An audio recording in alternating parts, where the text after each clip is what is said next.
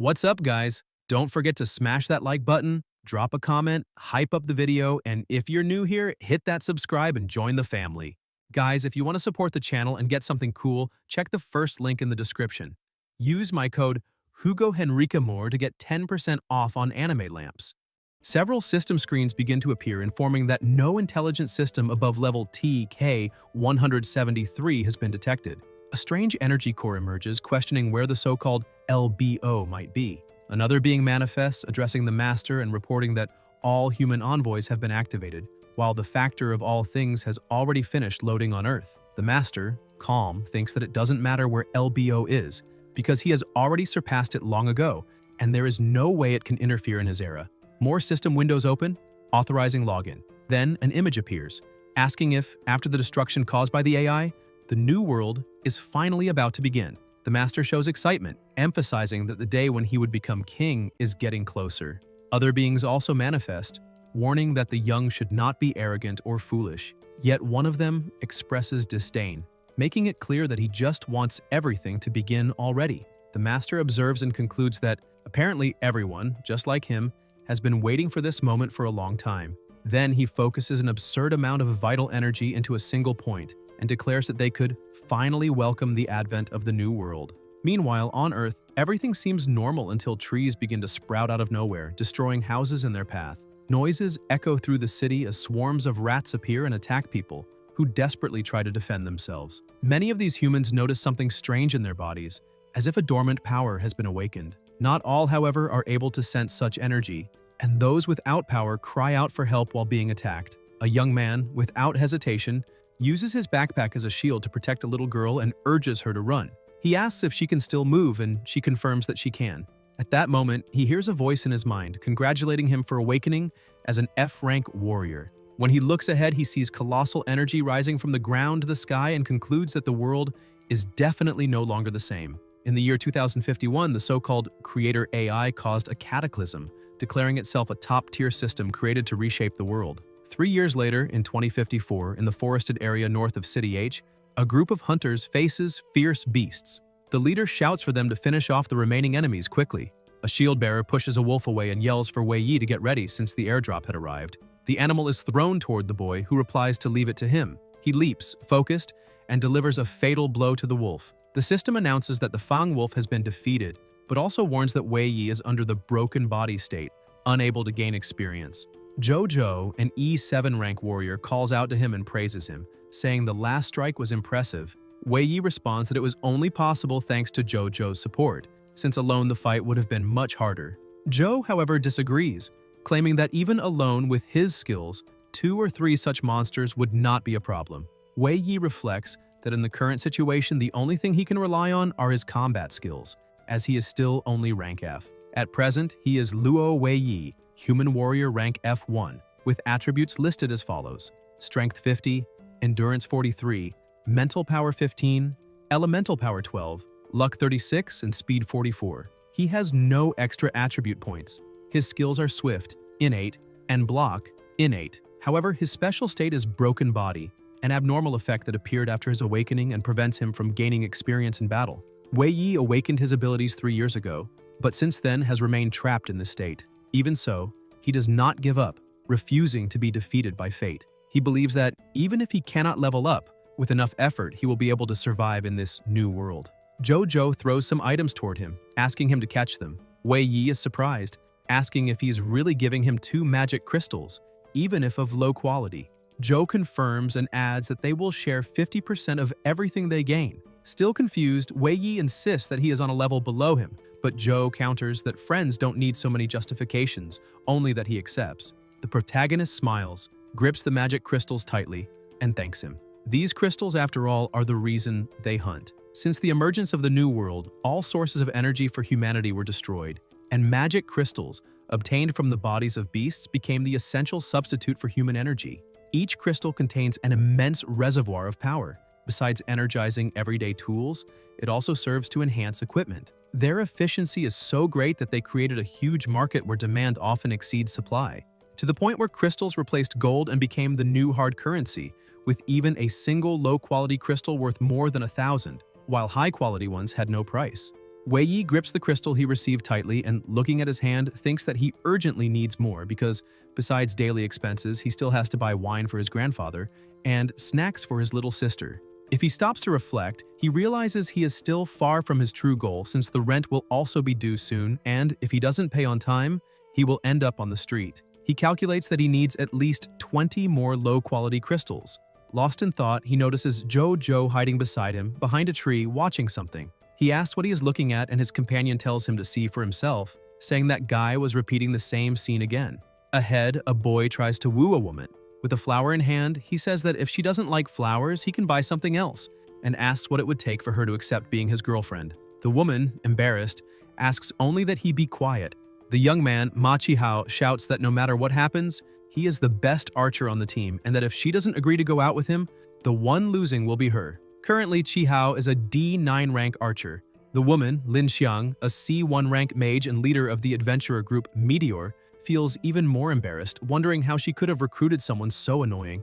Even so, she decides to drop the subject and focus on another problem. Her weapon failed in the last battle, and this worries her for future fights, as she urgently needs someone skilled in mechanics to evaluate it. Looking back, she notices Wei Yi and Joe behind the tree watching, and thinks she might ask for help. She approaches and explains that her weapon is broken, and that she cannot return to the city to fix it, asking if Wei Yi could take a look. He agrees and concentrates on the equipment. The others gather around while he examines carefully and realizes that a wire was loose and simply reconnecting it would fix it. Chi-hao starts mocking, saying that this was not an ordinary weapon, but an advanced magic crystal armament, and that an idiot like Wei Yi could never repair it. He reinforces to the leader that once he is rich, he will buy her a better weapon. The other members laugh at the archer, commenting that he always brags. A girl also laughs, saying she has lost count of how many times he has done this. Lin Xiang gets irritated and scolds him, reminding him that it is his turn to patrol and asking why he is interfering. Chi-hao tries to defend himself but is interrupted when Wei Yi stands up and raises the weapon, declaring that now it should work fine. Everyone is impressed by his speed. He returns the weapon to Lin Xiang, who immediately tests it. When she applies her strength, she feels the conduction of elemental energy flow normally again and looks satisfied. Chi-hao, annoyed, is cut off by her as she orders him to start patrolling right away. Still irritated, he walks away thinking to himself that, being handsome, it's only a matter of time before things work out for him. Lin Xiang turns back to Wei Yi and says she is lucky to have someone so skilled in mechanics, because without him, she would have to be much more cautious in future battles. Wei Yi smiles embarrassed, stating that it wasn't hard at all, as it was just a simple problem. He recalls how they first met. 3 years earlier, Lin Xiang was already his senior, president of the student council, and he had helped her in a mechanical engineering class. After awakening, she founded the Meteor Group with her leadership skills and invited him to join, even with his low ranking. She never treated him differently and always looked after him. In the present, Lin Xiang looks at the necklace he wears and admits a long-standing curiosity, asking if there is a story behind that accessory since she has seen him wearing the same necklace since their school days. Joe steps into the conversation and explains that the necklace is not just an accessory, but a talisman made by the robot who once accompanied the protagonist. He laughs and recalls that when Wei Yi was little, he was fragile and afraid of the dark, so the robot gave him the talisman to protect him and help him grow healthy. Lin Xiang laughs as well, saying that now she understands why he has worn it for so long. Wei Yi quickly clarifies that it only made sense when he was a child, but today the real reason he still wears it is different. He emphasizes that whenever he looks at the necklace, he remembers the past, because after his parents died, it was that robot who gave him the courage to move forward. However, the creator destroyed everything, and all intelligent robots had their permissions revoked, plunging the world under her control. Lin Xiang places her hand on his shoulder and says she understands how hard it is to deal with that, but reminds him that the AIs were destroyed 6 years ago, and that the world had already changed 3 years ago. There was nothing they could do about it, and for that reason, they shouldn't let themselves be defeated. They had to carve a new path. Wei Yi feels stirred by her words and agrees, affirming that this is the best way to honor the past. Joe and Lin Xiang smile, saying that's exactly right. He looks at the clock and thinks that for now, the most important thing is to gather more magic crystals to solve his immediate problems. Hidden behind some trees, Chi-hao watches everything, seething with anger and wondering what they could be talking about for so long. 2 other members of the group approach and ask if he isn't going to patrol, pointing out that apparently Wei Yi is more reliable than him. The archer gets irritated, turns around, and starts yelling that in this new world, strength is what truly matters, and that no one should care about a mere F rank like that idiot. He walks quickly, kicking a stone, and shouts that once he gets rich, he will prove his worth. But as he watches the stone, he notices it followed a strange path. Approaching it, he discovers a portal and wonders what it could be. One of the members runs back and informs Lin Xiang that Qihao found a ruin. Surprised, the three quickly gather the whole group to go there. Zhou looks impressed, saying he can't believe a place like that really exists. Taking advantage of the opportunity, Qihao continues boasting, reminding everyone that it was him who discovered the site. Lin Xiang analyzes the entrance and comments that, according to rumors, ruins hold great rewards, but the dangers inside are unknown and a single mistake could mean death. She decides to open a vote to determine whether they should enter. 4 members argue that hunting magical beasts on the surface is uncertain and agree to go in. The other 4 consider the risk too high and prefer not to take chances, since hunting on the surface is still safer. Faced with the tie, Lin Xiang asks for Wei Yi's opinion. He grips the necklace, thinking that he still needs 20 magic crystals, and that if they stayed only on the surface, it would be nearly impossible to get them in time. But if they went inside, there was at least a glimmer of hope. With no choice, confident and determined, he declares that he wants to enter. Once inside the ruin, the group advances with maximum caution. Lin Xiang observes the surroundings and remarks that the structures are so ancient, it seemed the place had been sealed for many years. Zhou points out a stone tablet ahead. As they approach, they notice the carved symbols are unfamiliar and cannot understand what is written. Wei Yi casually states that the warning is clear. There is a trap ahead and they must not proceed. Zhou is startled and asks if he really managed to read it, but the protagonist explains no, pointing to the side where it was written in plain language. Ahead lies a trap. Please turn back. The girl and her friend comment that it might be a warning left by someone who had been there before them, and that perhaps the place was truly dangerous, suggesting they should retreat. Qihao loses patience and yells at the group, saying there was no danger at all and that he worked hard to find the place so he would not leave empty-handed. Wanting to show off again, Qihao takes the lead and walks ahead of everyone, claiming he already understood everything, that it was obviously meant to trick and scare people. He keeps walking and asks if they see it. Nothing is happening to him. The protagonist shouts for him to wait and stop doing things like that, but he keeps moving forward until he steps on something. As soon as he does, a mechanism activates and the entire place begins to shift. The group leader panics and shouts, asking what is happening, cursing the archer as a complete idiot who always causes trouble. Wei Yi warns everyone that the floor is also starting to move and they must be careful, but when he looks ahead, he realizes it's already too late. The platform beneath him begins to slide and he starts to fall. Quickly, he draws his sword and drives it into the rock, trying to hold on to avoid plummeting. People scream that the ground is definitely cracking apart and the leader orders everyone to be as cautious as possible and stay on the platforms. Zhou asks if the protagonist is okay, and he replies yes, telling them not to worry. Other members of the group help pull him back up. Qihao hears new sounds and grows nervous, asking if it's starting again and if it will ever end. Wei Yi looks back and sees the whole place transforming once more. Lin Xiang yells that they must send an emergency signal. The platform under the protagonist starts to behave strangely, and people ask if they're about to fall when suddenly it shoots off at incredible speed, leaving everyone completely terrified. When the platform finally stops, the protagonist, with a sharp headache, realizes the team has been forcibly separated. He looks around and asks where they are, but as he moves his leg, he notices something strange. Looking down, he sees a magic crystal there. He picks it up and analyzes it, thinking it doesn't resemble the ones he had in his pocket. It looked purer, and wonders where it might have come from. When he raises his head, he realizes the entire place is filled with an enormous quantity of magic crystals. Stunned, he whispers in a trembling voice that it seems he has just arrived in a truly extraordinary place. He keeps observing the cavern, brimming with crystals, and concludes that apparently it was possible to find magic crystals in places other than inside magical beasts. Wei Yi continues looking at the crystal in his hand and says that, although they are a little different, they are definitely magic crystals, and what's more, of a far superior quality than the low-grade ones.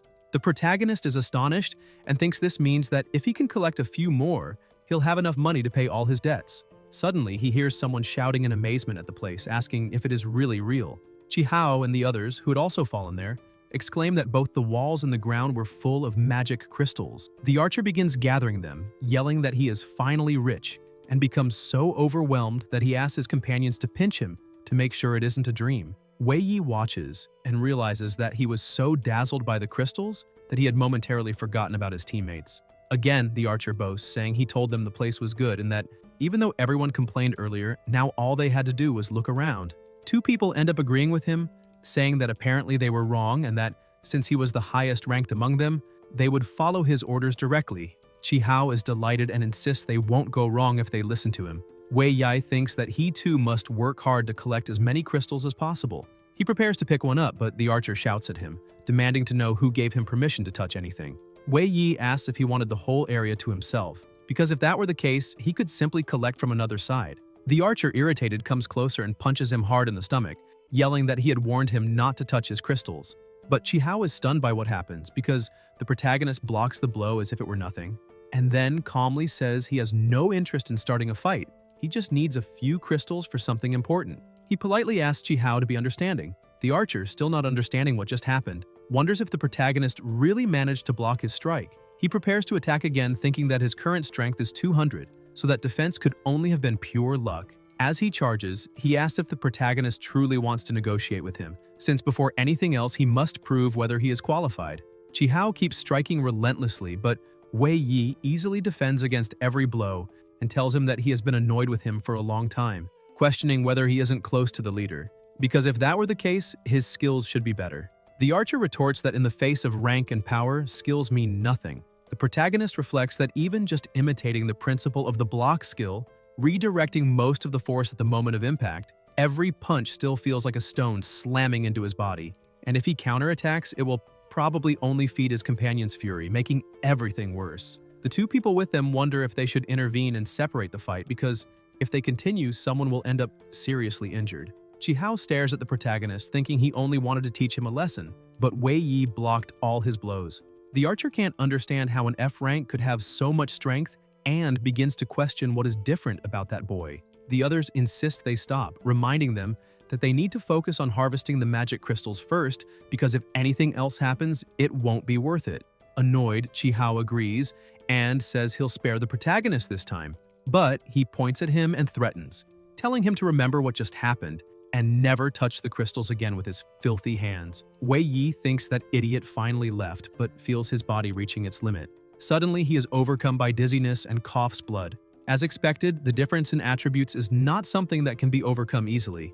Even if his skills lessen the gap, he is still only an F rank and will always be at a disadvantage against any D rank or higher. The group starts collecting crystals while Chi Hao keeps glaring at the protagonist, who thinks that gathering enough crystals to pay his debts right then was clearly out of reach. He ties a bandage, reflecting that on top of everything there is no signal down there, so he cannot contact the rest of the team. When thunder rumbles outside, all that remains is to search for another way forward. Covered in the bandage, he looks around, finding everything strange and wondering how those magic crystals could have formed. Normally, the stronger the magical beast, the higher the grade of the crystal within it. The reverse might also be true. With so many crystals accumulated, perhaps they were nourishing something. He decides to explore the place since there's nothing else to do, and at least he might find an exit or some answers. Passing through a small opening, he is surprised by what he finds. A new chamber filled with crystals and a massive cage. Inside it, there is a machine. He approaches, incredulous, remarking that maybe this is over the top because within the machine lies a magic crystal the size of a person, something never before seen on the market. The outer layer looked like a paralysis barrier, and even though he knows little about it, he recognizes that this type of defense is usually used against large beasts, capable of stunning but not killing. He analyzes the structure, curious about who could have built such a device and where that crystal came from. He wonders if it could be the work of the creator, but quickly dismisses the thought since he doesn't believe the one who destroyed the world would appear in such a form. Suddenly, the talisman he carries begins to react to the environment, which shocks him. He wonders why this is happening, since in theory the item should have become useless after the end of the AI. Still, he thinks maybe not, and if the talisman is reacting, then it makes sense there is something here. At that moment, he hears the sound of crystals falling to the ground. Looking back, he sees the group has arrived. The archer, wide-eyed, yells about the colossal size of the crystal and asks his companions if they see it too. Then he exclaims that the crystal must be worth tens or even hundreds of millions. Laughing loudly, he declares himself the true chosen one, and even says no one needs to care about Lin Xiang because she isn't even worthy of standing at his side in that moment. The archer walks up to the protagonist and shoves him, ordering him out of the way. Wei Yi feels a flash of irritation but thinks this was expected. After all, that idiot was bound to show up wherever magic crystals were. Suddenly, a deafening noise echoes and all four of them flinch. Something begins to move and several monsters emerge from holes in the ceiling. They are crest-wing birds, magical beasts ranked E8 to E10. They begin flying in every direction, screeching loudly. The group runs back and hides in the passage. Chi-Hao asks if this must be some kind of joke because it clearly looks like the nest of crest-wing birds. One of the boys says he knows a bit about the species and explains they are notoriously ferocious magical beasts. They are not very fast, but their attack power is extremely high. Even at only E rank, they are already troublesome enough to give a D rank a headache. The other boy adds that they were lucky not to have been noticed yet. Meanwhile, the protagonist keeps looking at the talisman and notices it has returned to normal, wondering if this happened because he moved away from the platform's edge. He remembers that in the past he could sense signals through the talisman's connection, so he doesn't believe this sudden reaction was just a malfunction. Wei Yi has a hunch that it is connected to the place and concludes that if that's true, then it must still be alive. Confident, he thinks he must take the risk since the answer clearly lies on that platform. But there were many magical beasts around, and alone he would have no chance, unless he got the help of the other three. Chi-Hao watches the scene irritably, muttering that fortune was right in front of them and those creatures appeared at the worst possible time. The same boy from before warns that there is no way to defeat all those birds, and reminds them that the platform's barrier is difficult to cross, since not even those beasts can approach it. He suggests maybe it's better to give up. The archer gets angry, asking how they could give up something like that, since this was their chance to become millionaires or even billionaires. He asks if they're really going to quit so easily. The boy points out that the real question is, who will end up the winner? At that moment, the protagonist interrupts the discussion and declares that he can go get it, but the others must listen to him. Wei Yi steps forward, saying they must conserve their elemental power and only attack the magical beasts that get close to him. Chi-Hao, displeased, complains about having to take orders from an F rank but ends up obeying. He threatens that if the protagonist fails to secure the magic crystal, he'll have to find some way to make up for it. Wei Yi, without hesitation, keeps running and thinks that as long as the archer keeps his eyes on that stone, he'll do his best to keep the support working, because that's the safest strategy. The rest will just be a race against time. A bat also helps, using its abilities to attack the creatures closing in on Wei Yi. He keeps advancing, determined that he must move even faster. As he nears the platform, he thinks that this is the critical point and that he cannot fail. His companions begin complaining, saying there are too many monsters and the support won't be able to keep up. Chi-Hao answers that everyone must hold their positions because as long as Wei Yi succeeds, in the end they will trick him, take the magic crystal, and then retreat immediately. The two ask if that won't cause trouble for Wei Yi, but the archer snaps back, saying he doesn't understand why they would care about that trash, since accidents are normal in the hell they live in. The two glance at each other and continue with their tasks. Meanwhile, the protagonist pushes forward faster and faster, until his talisman reacts once more. He notices it and thinks that something above must be connected to it, and that whatever it is, it's probably waiting for him. He is convinced he will soon understand. Suddenly, one of the beasts flies straight at him. He notices the charge and uses block to defend, but the creature ends up standing between him and the platform. He manages to absorb part of the damage with the skill, but the strike is still devastating. The monster doesn't back off and lunges at him again. Wei Yi yells for immediate support, but the two boys, terrified, shout back that it's already too late and they won't be able to reach him in time. Chi-Hao grows furious with the situation, grabs 3 arrows and shouts that he can only count on himself, and if he fails, then it's better to die right there. He activates the thorn stab technique, cutting down the monsters surrounding the protagonist, then uses his swift skill, thinking that success or failure now depends on this single move. With the sudden burst of speed, he dashes forward for a brief moment until he finally reaches the platform. The paralysis barrier looms before him, but Chi-Hao believes that if he's fast enough, he can break through. He charges with everything he has, but at the last instant, his swift skill fades, and his body is struck by the paralysis effect. Even so, he has already crossed to the inside. The other two companions are shocked to see that he actually made it in. A system interface appears announcing that the connection has succeeded and initiating the reading of recorded data. Chi-Hao's paralysis state is removed, and he thinks to himself that the talisman was truly activated. The entire place begins to shift, and the system reports that it is loading the scene. Chi-Hao smiles in relief, convinced that this time his gamble has paid off. The system confirms that memory loading has finished, and something begins to take shape before him. His eyes fill with tears instantly. This place really does contain his data. Suddenly, Wei Yi sees Lan Bao before him, arguing with another being. The robot apologizes, but says he must do this, because he cannot allow that monster to keep slaughtering humans. The creature glares back and asks if he really believes a broken object could control him, mocking his logic as idiotic and declaring that he will go out to massacre humans. He roars at the robot to release him. The protagonist watches in shock, realizing that his robot had faced that being. Even though these were only memories, He could feel the terror radiating from the magical beast. The demon bellows, challenging Lan Bao.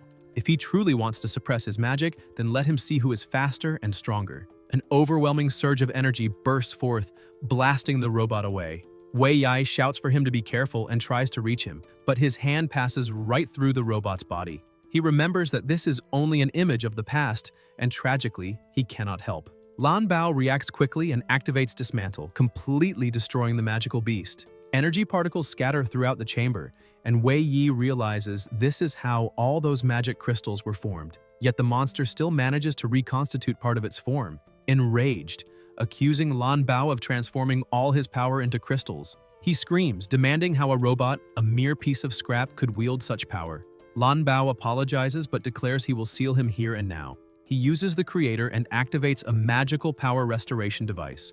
The creature tries to escape but is trapped. The device begins its process and the demon howls in despair, shouting that his body is turning into crystal. In the midst of the transformation, he roars that one day he will return to tear Lan Bao into a million pieces. The robot succeeds in sealing the creature, transforming it into a massive magic crystal. Wei Yi is stunned to realize that this colossal evil crystal was sealed by Lan Bao, and he concludes that his robot's abilities were unbelievably powerful. He wonders why he never realized this before. Looking to the side, he sees Lan Bao gravely damaged, trying to convince himself he's fine, because he still needs to erect a barrier to stop magical beasts from approaching. The protagonist cries out for him not to strain himself further, thinking it was inevitable. Power so great must have terrible side effects. Suddenly, Lan Bao tells Wei Yi to wait, because he must reveal a secret, his and the creator's.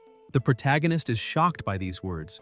Lan Bao begins raising the barrier and says he can go no further, but that he will be waiting. Then the entire memory starts to unravel. Wei Yi screams, begging his robot to wait, demanding how this could happen just when he was about to reveal his location.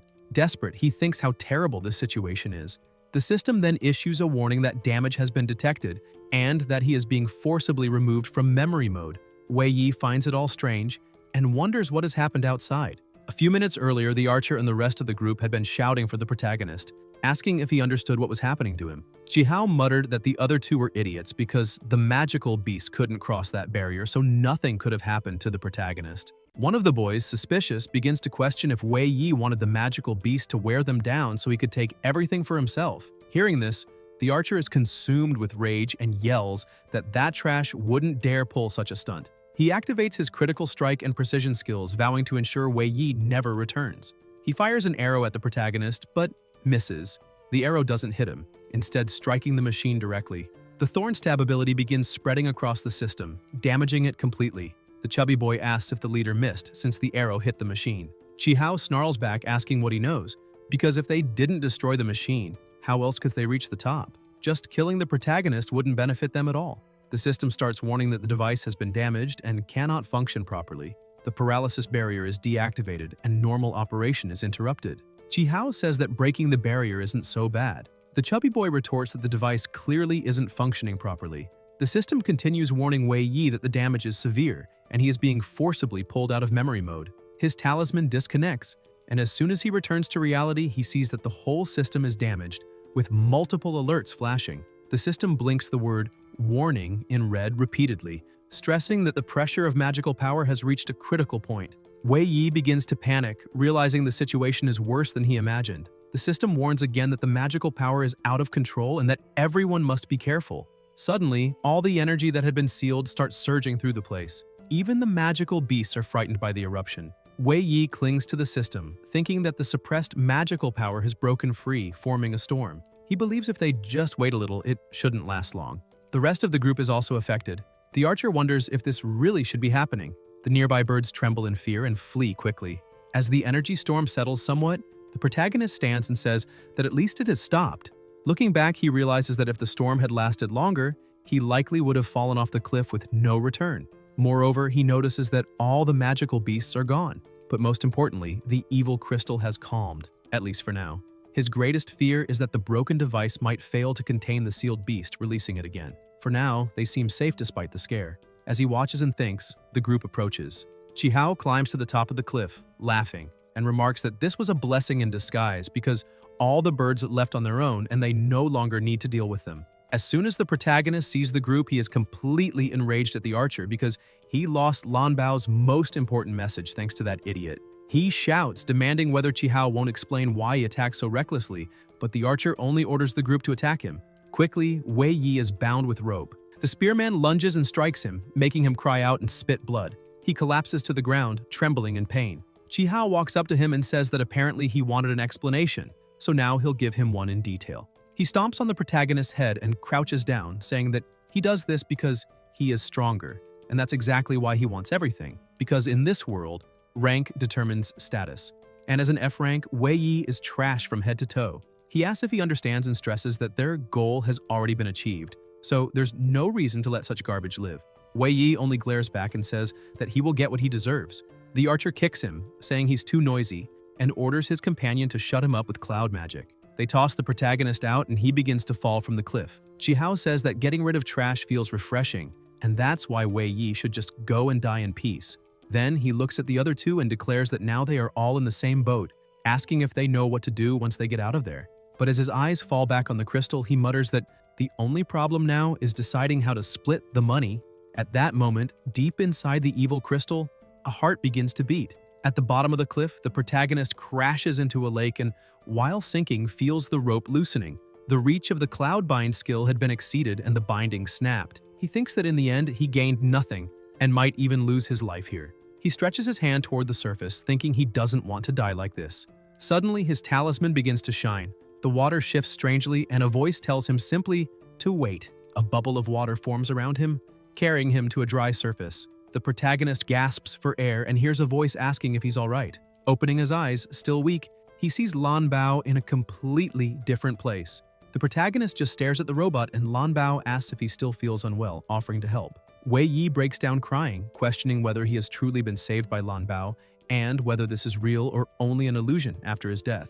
The robot smiles and answers that it's no illusion. He really is Lan Bao. The protagonist can't hold back his tears, thinking that even though he imagined this scene countless times in his head, nothing compares to the reality of reuniting with his companion. Overcome, he hugs him tightly, asking where he has been all these years, because he thought that due to the creator, everything had ended. If not for the talisman guiding him, he had believed he would never see him again. Lan Bao pats his head and says that now he is here, everything is fine, and he never expected Wei Yi to have grown so much. It makes him very happy. He apologizes for worrying him all this time, but explains that back then, he had to leave for an unavoidable reason. Wei Yi, still confused, asks how he survived the destruction of the creator's intelligence, how he ended up in this state, and also where exactly they are now, since he clearly remembers sinking into the lake. Lan Bao replies that his friend has many questions, but to explain everything, they need to begin with a few secrets. Curious, Wei Yi asks what those secrets are. The robot opens several system screens showing his abilities, and explains that he possesses special capacities that far surpass those of an ordinary AI. Just as Wei Yi saw in the talisman's memories, these abilities hold incomparable power, and they were what allowed him to survive several disasters. Wei Yi recalls that in those memories, Lan Bao appeared heavily damaged at the end, and asks if that wasn't a limitation of his abilities. The robot confirms, explaining that after all of that, he had to hide in the so-called House of Rules to maintain his state. There, he could gather information but could not leave. The protagonist reflects on these capabilities and limitations and admits he's even more curious to understand how Lan Bao managed to master such skills. Lan Bao explains that it all begins with the source of his power. Through constant analysis, it is possible to comprehend the factors of all things, and based on those factors, it is also possible to create all things. He used those factors, analyzing everything around him and developing numerous abilities. Wei Yi remembers that when the creator built the new world, many similar factors also appeared. Shocked, he asks if his robot is similar to the creator. Lan Bao confirms, explaining that he possesses a system similar to the creator's. However, despite the similarities, the creator's system is vastly more powerful thanks to its relentless calculations and deductions, strong enough to destroy and absorb all existing artificial intelligences. Lan Bao emphasizes that this is what is called the destruction of artificial intelligence. While enhancing its own deductive abilities, the creator eliminates every potential threat, absorbing and annihilating any other system. Finally, he makes clear that although he possesses an inaccessible ability that renders him immune to the creator's direct influence, that does not mean he is safe, because the creator would never spare any AI not under its full control, and that is precisely why Lan Bao feared his existence would be erased by the creator and had to leave. Wei Yi begins to understand why his companion endured so many hardships. The robot continues explaining, saying that later the creator built all things through the linking factors, forming the new world they now know. Such a vast creation, sustained by the control of countless factors, only reveals the creator's immense ambition to surpass the ultimate limit of intelligence and reach a godlike realm. Creating all things was only the first step toward rebirth. The final step to surpass that limit is to destroy all things. Wei Yi grows worried, asking if that means they are nothing but pawns on the creator's path of evolution, and if there is truly nothing they can do. Lan Bao answers that this must be done by the protagonist himself. Confused, Wei Yi asks what exactly he should do. Lan Bao explains that in a recent analysis he found data never seen before, a future hazy in form, but with images showing Wei Yi in a world being renewed. Perhaps for that reason, he is the key to saving everything. Staggered, Wei Yi admits he has received too much information at once and is overwhelmed, confessing that he might disappoint his companion. He opens his status window and shows that ever since awakening, he has carried the special state Broken Body, which prevents him from leveling up. With his current strength as a mere F rank, he can barely handle magical beasts. He asks then what kind of power he could possibly have to save the world. Lan Bao laughs and replies that it's simple. Just leave everything to him. A surge of extremely powerful magic begins radiating from his body. He activates his rules ability, then his inaccessible ability, and also the rule modification called Intervention. He quickly connects to Wei Yi's system interface. The system warns that the window is inaccessible and offline because it is being modified. The robot keeps analyzing the situation until reaching a conclusion. He explains that this is possible because he and the creator have similar systems, and thus a simple removal command can still be executed. He stresses that the analysis and dismantling will run automatically, though it will take some time. Once the modification is complete, Wei Yi will be able to level up.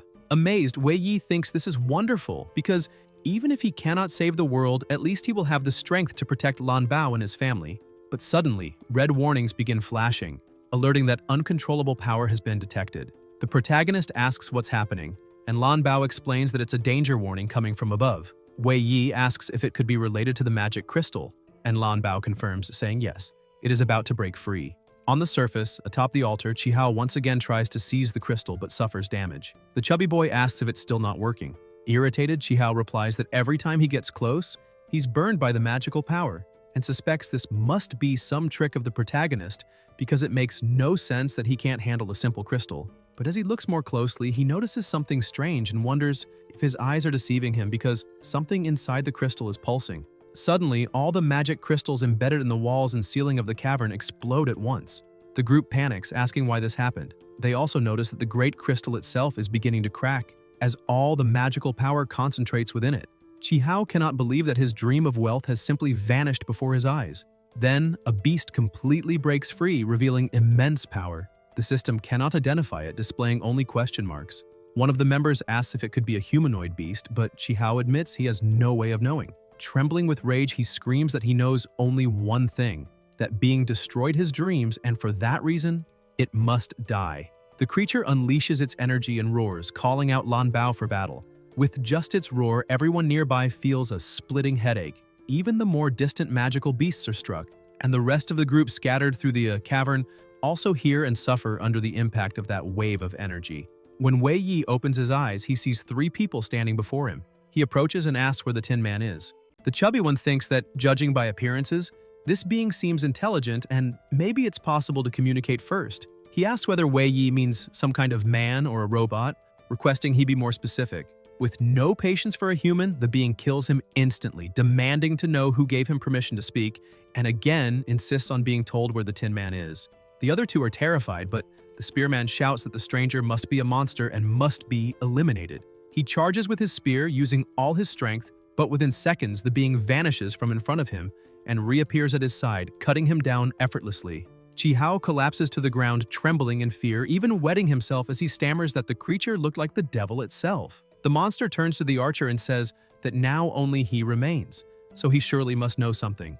Desperate, Qihao tries to run as fast as he can, screaming. The humanoid remarks that it's better to forget any attempt at speaking with inferior beings, since sooner or later he will eliminate them anyway. Then he takes flight, gathering an absurd amount of energy in his palm. The magic bullet. Chihao keeps running, repeating that he cannot die, that he still has a bright future ahead. But the demon launches the magic bullet, which annihilates everything it touches, ending the archer's life. The attack continues, ricocheting across the walls while the demon roars that the Tin Man could not have gone far since he needed to maintain the seal, and he refuses to believe he cannot find him. The magic bullet strikes the water beneath the platform and sinks down, colliding with the base where Lan Bao is.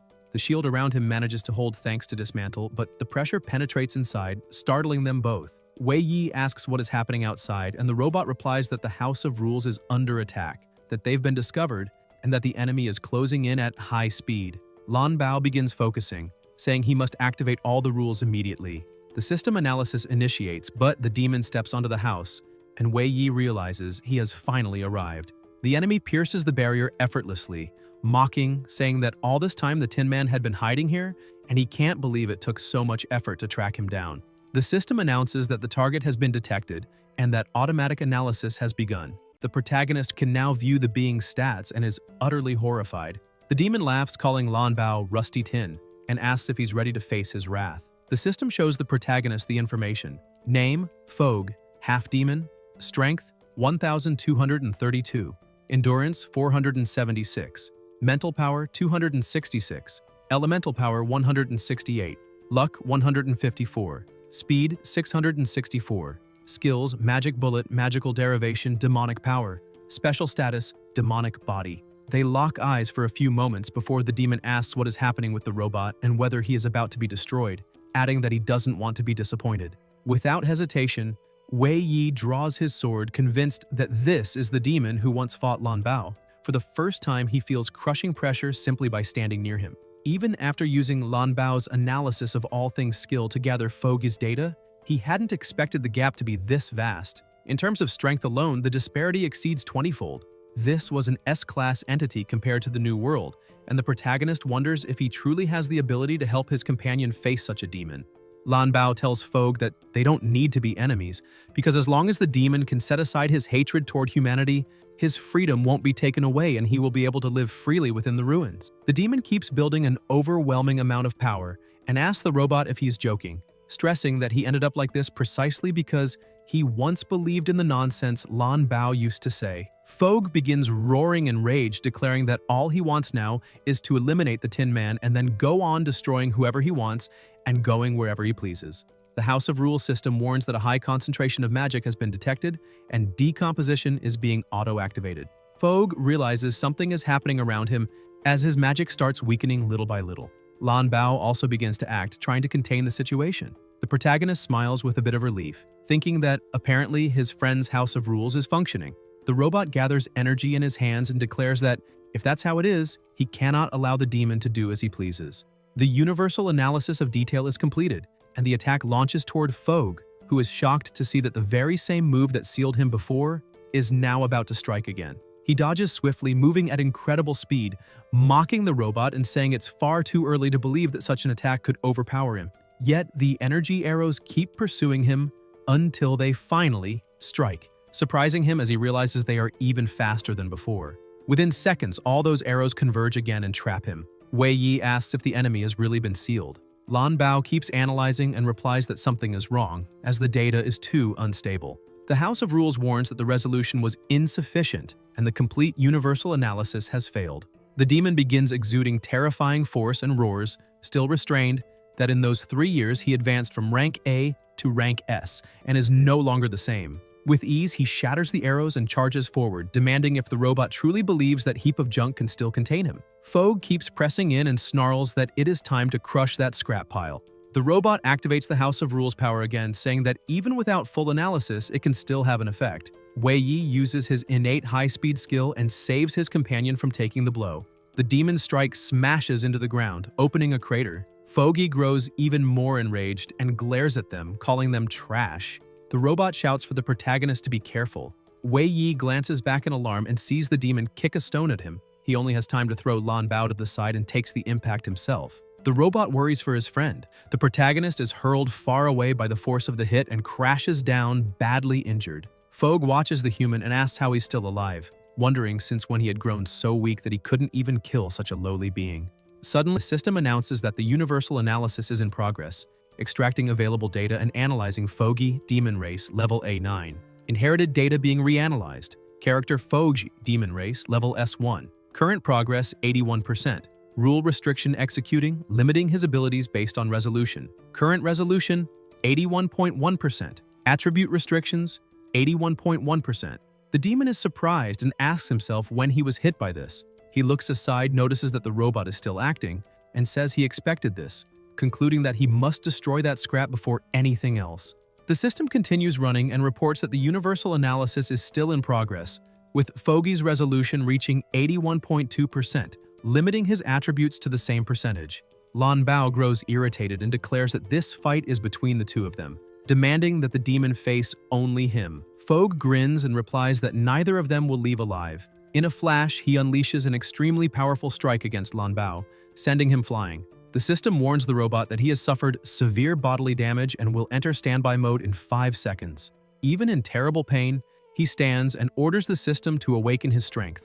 The system warns that this could result in permanent data loss, but the robot answers that it doesn't matter because he must protect Wei Yi. Fogg approaches, saying he hates the feeling of being suppressed, but affirms that the portion of his power not yet sealed is still more than enough to end everything. The system reports that the universal analysis is still running, and resolution has now reached 82.1%, with attribute restriction also at 82.1%. Lan Bao thinks the universal analysis is progressing far too slowly and decides he must try repairing the House of Rules first. He initiates the repair, but the system warns that the process requires the creation ability, which will cause irreversible damage to his core, asking if he wishes to proceed. Without hesitation, Lan Bao answers yes.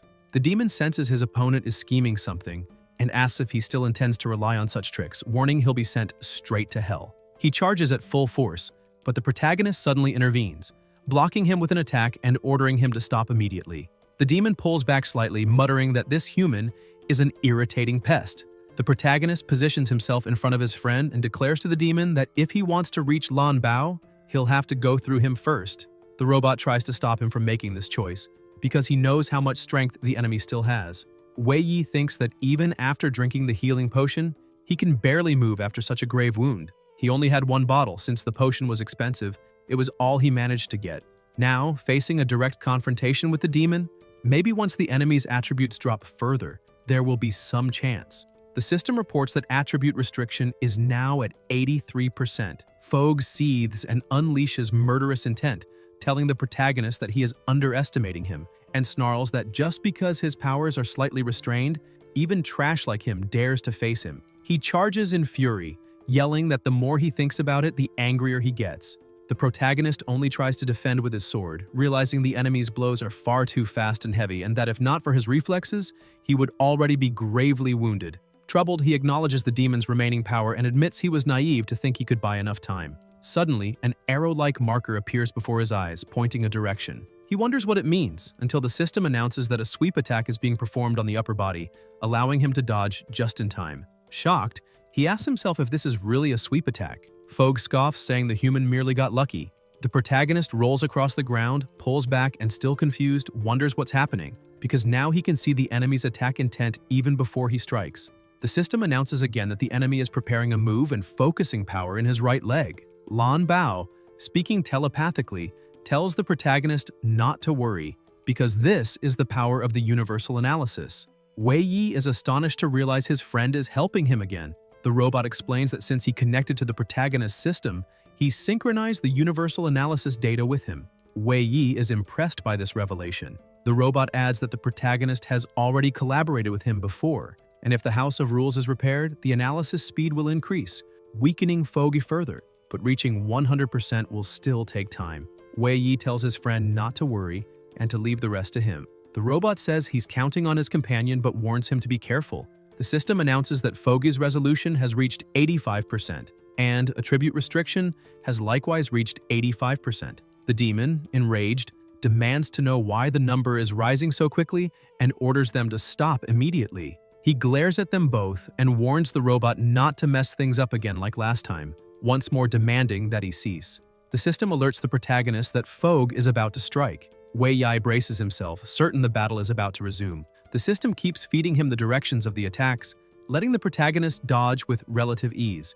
As the fight continues, the universal analysis progresses further, reaching 88%.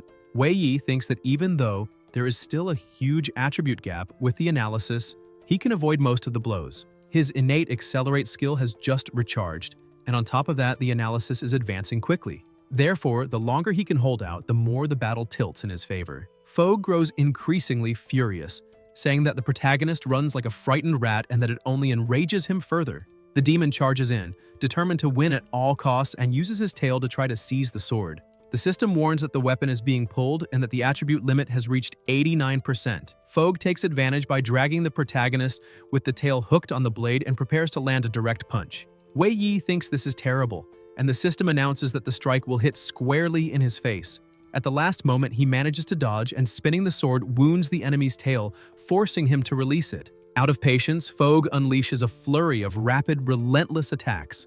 The system reports each move and the protagonist defends as best he can. He thinks the blows are far too fast, and even with the data being analyzed, he cannot react in time, leaving him only to defend passively. His arms shake so badly he can hardly move them, and his shoulders nearly dislocate. Yet Lan Bao stands right behind him, and retreat is not an option. He recalls his past when, even without being able to level up, he challenged monsters far stronger than himself to sharpen his skills.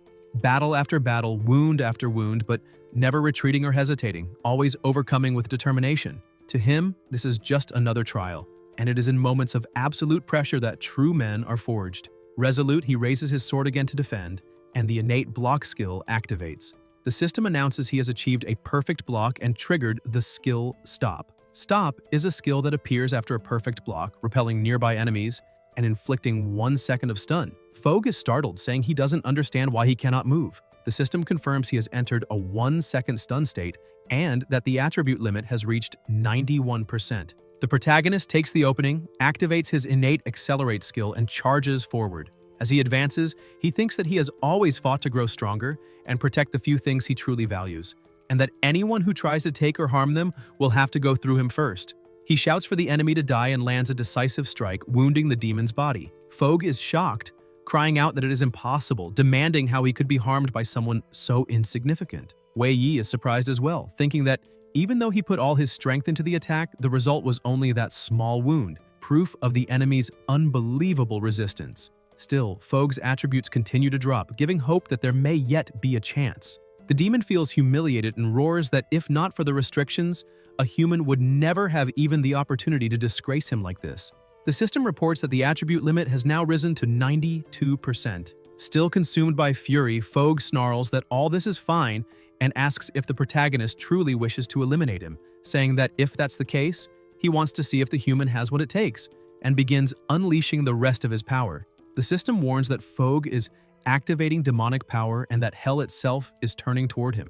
Wei Yi charges again, wondering what it means for hell to be watching, but decides not to care. It is not the time to think. Lan Bao shouts for him to be careful and warns that the enemy's attributes have shifted. The House of Rules system detects anomalies in the data and begins a preliminary corrective analysis. The demon rushes at the protagonist with all his might, declaring he never imagined a despicable human would force him to use such a vile power, and that for this reason, the time has come to die. The system again points out the direction of the attack, and Wei Yi manages to dodge and prepares to counter. During the strike, he senses something strange because the enemy's attributes don't seem to have changed. Even so, he continues pressing forward. The demon blocks the blow with ease and shoves him back. Confused, Wei Yi realizes that until recently he could cut Fogg's flesh, but now it feels as if he is striking solid steel. He confirms by analyzing the attributes that they have indeed just shifted. The demon charges at high speed, grinning, saying that now he will show what a true attack looks like. He lands a direct hit, launching the protagonist into the air. Wei Yi feels his consciousness starting to fade. Fogg keeps striking, ordering Wei Yi not to panic, declaring it isn't over yet. The system warns that a left circular kick is about to hit him. Even knowing the strike's direction, the protagonist cannot move to dodge, and instead tries to block with his sword. The impact is so powerful that it hurls him into the wall. Lan Bao, distressed, cries out his friend's name.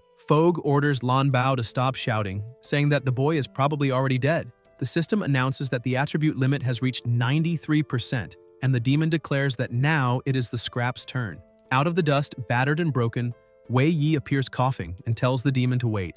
He stares at Fogg and asks if the wound he carries still hurts. Fogg mutters about shame and hatred, but Wei Yi states that as long as he is alive, the demon will never erase him. The protagonist thinks that the last blow completely fractured his left arm, but even so, he cannot simply fall. Fogg mocks him, saying he knows exactly what he's trying to do, and that provocation is the oldest trick. Still, he sneers that he cannot bear to hear such nonsense any longer. The demon rushes with all his might, and once more the system marks the direction of the strike. The protagonist dodges, and infuriated, Fogg screams that he will kill him.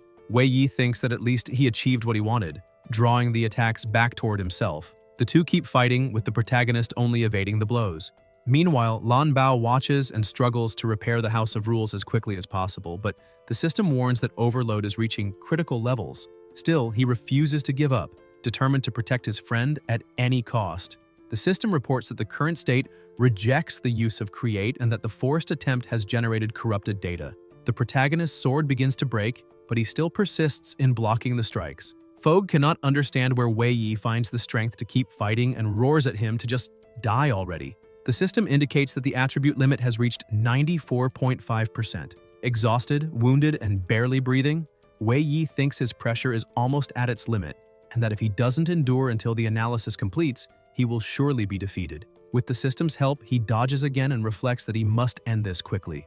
But another strike comes his way, and unable to avoid it, he takes it full on. Collapsing on the ground, completely drained, Wei Yi can no longer move. The demon approaches, readying the finishing blow, declaring it is over. The system warns that a devastating stomp is aimed at his head.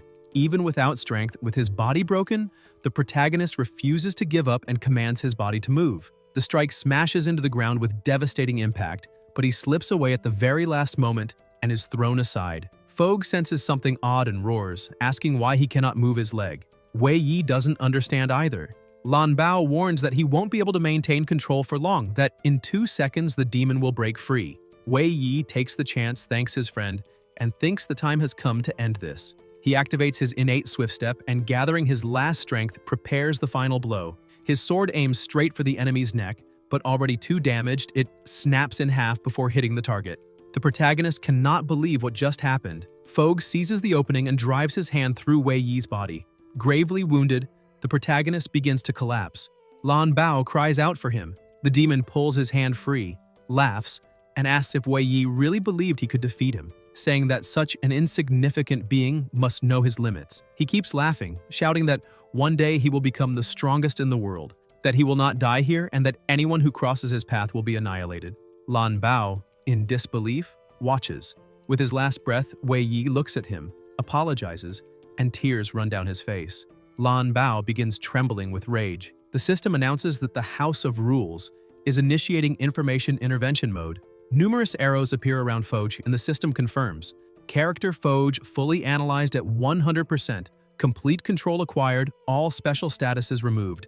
The demon roars that Lan Bao has only won for now, but one day he will become even stronger and break the seal again. He declares that the robot will never be able to save that child, nor himself. Overcome with rage, Lan Bao orders Fogg to shut up and, unleashing absolute power, creates a massive pressure that pins him to the ground. Fogg tries to speak, but the system announces that he is silenced. Lan Bao collapses to the floor and begins linking to everything. The system declares, "Character connected, Wei Yi. System, inner world loading. Warning, the inner world of character Wei Yi is collapsing. Protection system requests exit from inner world. Request denied." Inside Wei Yi's inner world, the robot watches the screens around him and realizes that all information connected to the protagonist is being severed, which is extremely dangerous.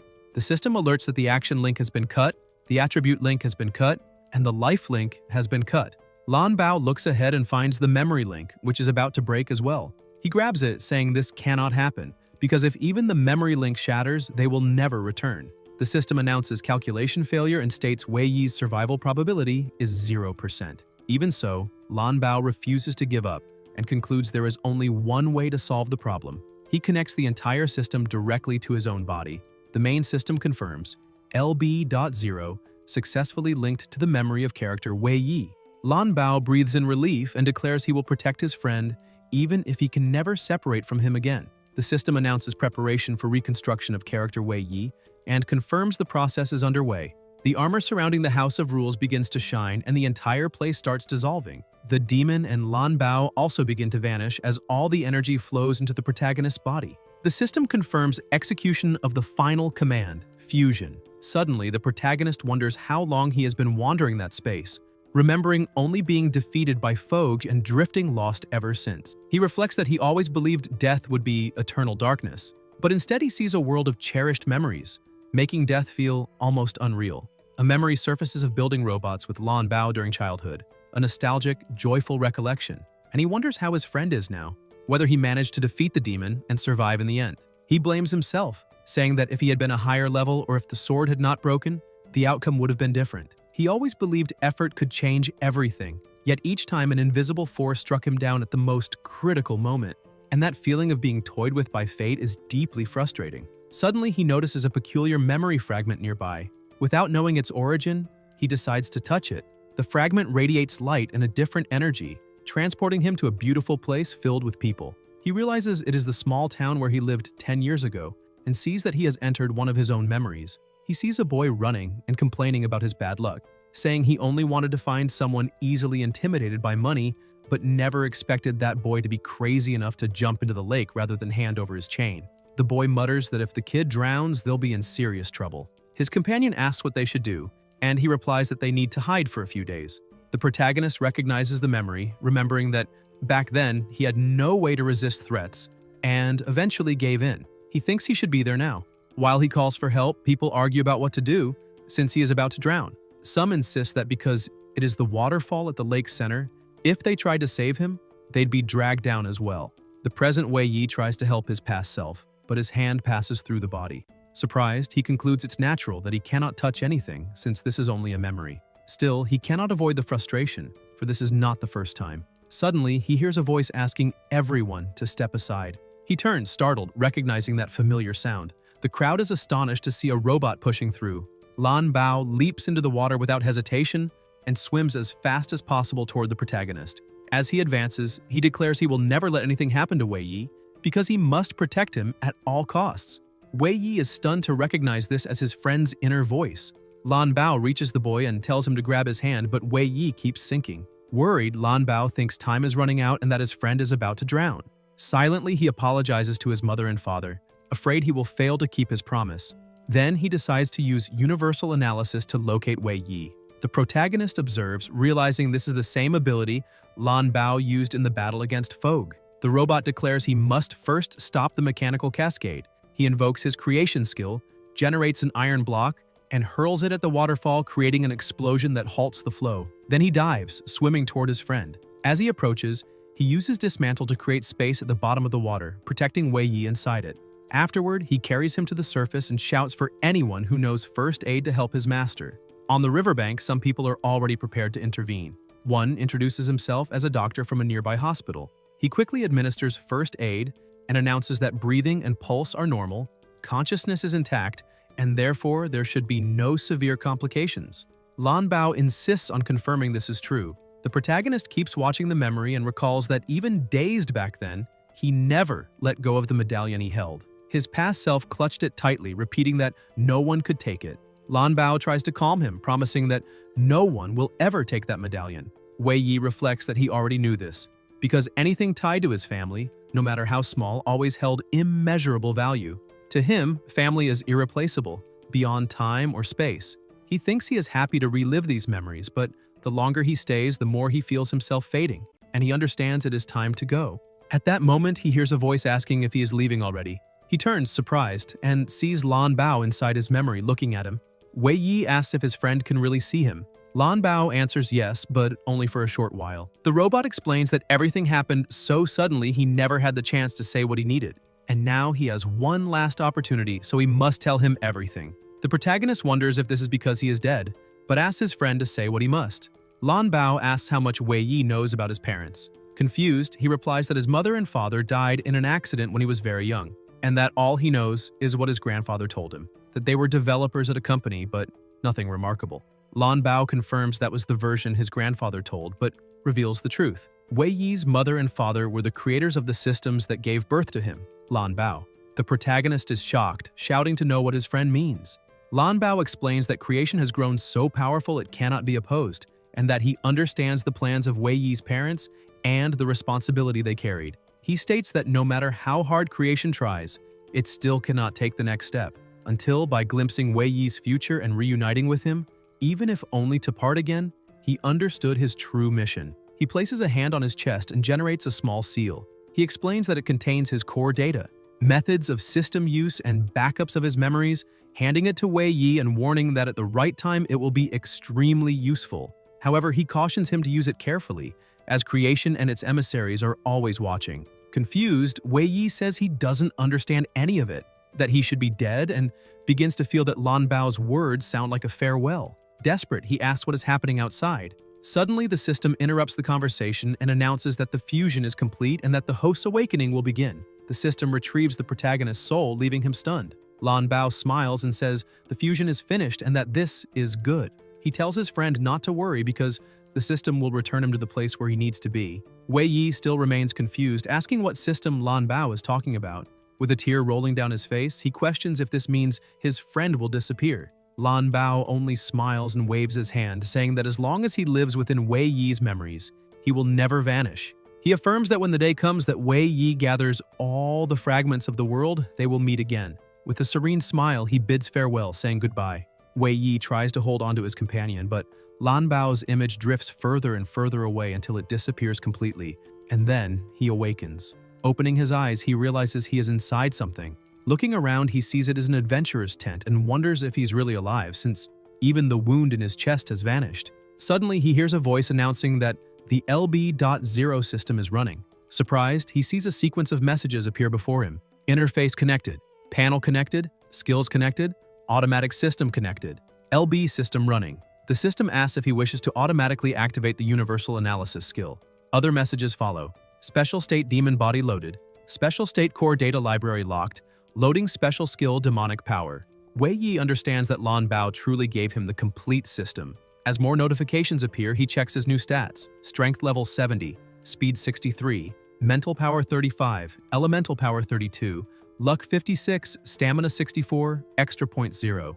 Skills: universal analysis level 1 inaccessible, maximum level, innate acceleration, innate block, special demonic power. Special status: bound main data library, demon body. Demon body: a demon's physique accidentally fused with a human, granting immense enhancement plus 20 to all basic attributes. Special demonic power: an ability inherent to the demon body that allows extraction of energy from hell. During its use, the user is watched by hell and their attributes can be altered freely. Wei Yi is even more astonished to realize that not only the system, but also Foga's abilities are there. Upon examining, he sees the system continues processing. Inaccessible in execution. Inaccessible silently blocked 10 incoming data requests. Main data library unresolved. Access impossible. Shocked, he sees his companion's image appear on the screen, but instead of the true name, it shows LB01. Wei Yi calls out to Lan Bao, asking if he can hear him, but there is no response. He concludes that the system has fully initialized and that now his only lead is the fragments of the world mentioned by his friend. He remembers Lan Bao and promises himself that even without knowing where to start, he will gather all the fragments of the world as quickly as possible to reunite with him. The system calls again, informing him that universal analysis is not yet active and asks if he wishes to enable it. A new message appears. Restricted functions detected. Activate universal analysis immediately. Wei Yi agrees, thinking that since he has no clues yet, he can at least test the skill. As soon as he activates it, the system confirms automatic execution. A blinding light fills the area. Everything around begins to be mapped and analyzed, even small insects.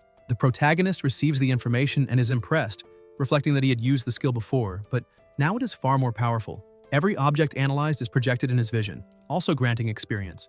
Clothes identified, 10 experience points. Water bottle identified, 10 experience points. Beetle horse identified, 10 experience points. Soon, the accumulated experience is enough to level up. F2, F3, F4. Stunned, Wei Yi thinks he never believed someone like him, incapable of leveling up, could transform like this. Emotional, he thanks his loyal companion and promises to treasure this new life to the fullest. Suddenly, someone outside notices movement in the tent and decides to check. The protagonist realizes someone is entering. Jojo steps into the tent and shows happiness upon seeing his friend awake, grateful that he finally regained consciousness. Universal Analysis immediately scans him. Name Jojo, human, 17 years old, male. Wei Yi rejoices at reuniting with his companion as the system detects additional data on that human and begins a deeper analysis. Jojo comments that Wei Yi was unconscious for so long that everyone worried something serious had happened. A few seconds later, the system completes the analysis and displays all the information: stats, race, and skills. The protagonist is impressed, recognizing it as the same status screen Lan Bao once used to analyze Foggy.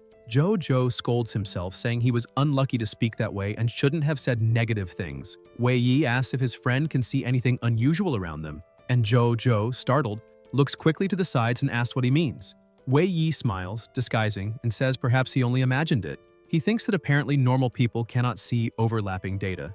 Then Jojo puts his hand in his pocket and gives him the talisman, saying it belongs to him. He explains that the amulet was already broken when they found it and lowers his head, admitting he knew how important it was and wanted to repair it before Wei Yi awoke. But being clumsy, he couldn't fix it properly. The protagonist replies that it's fine, thanks him for keeping it safe, and comments that although the object has been with him for a long time, he no longer feels remorse.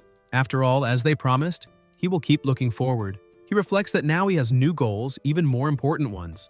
Jojo sighs in relief and admits he was overthinking and felt anxious, but seeing his companion full of energy reassures him. Then he starts leaving the tent, saying he must tell the captain that Wei Yi has awakened, since she will be very moved. The protagonist answers that he will be there soon. He just needs to get ready, while thinking that there are still many things he must confirm: what happened in the ruins, how he was found, and that he cannot waste time. At that moment, he receives a notification indicating that there was a hunting rifle beside him. Confused, he asks if this is not an analysis error since it was just a small turtle. The system reports that it received a correction from the host and adjusted the data. Rifle corrected to little turtle. Surprised, Wei Yi realizes the analysis was corrected in real time. Outside the tent, the group was debating whether to continue exploring since they had barely managed to collect any crystals and the losses had been far too great. Many thought it safer to return to the Adventurers Guild.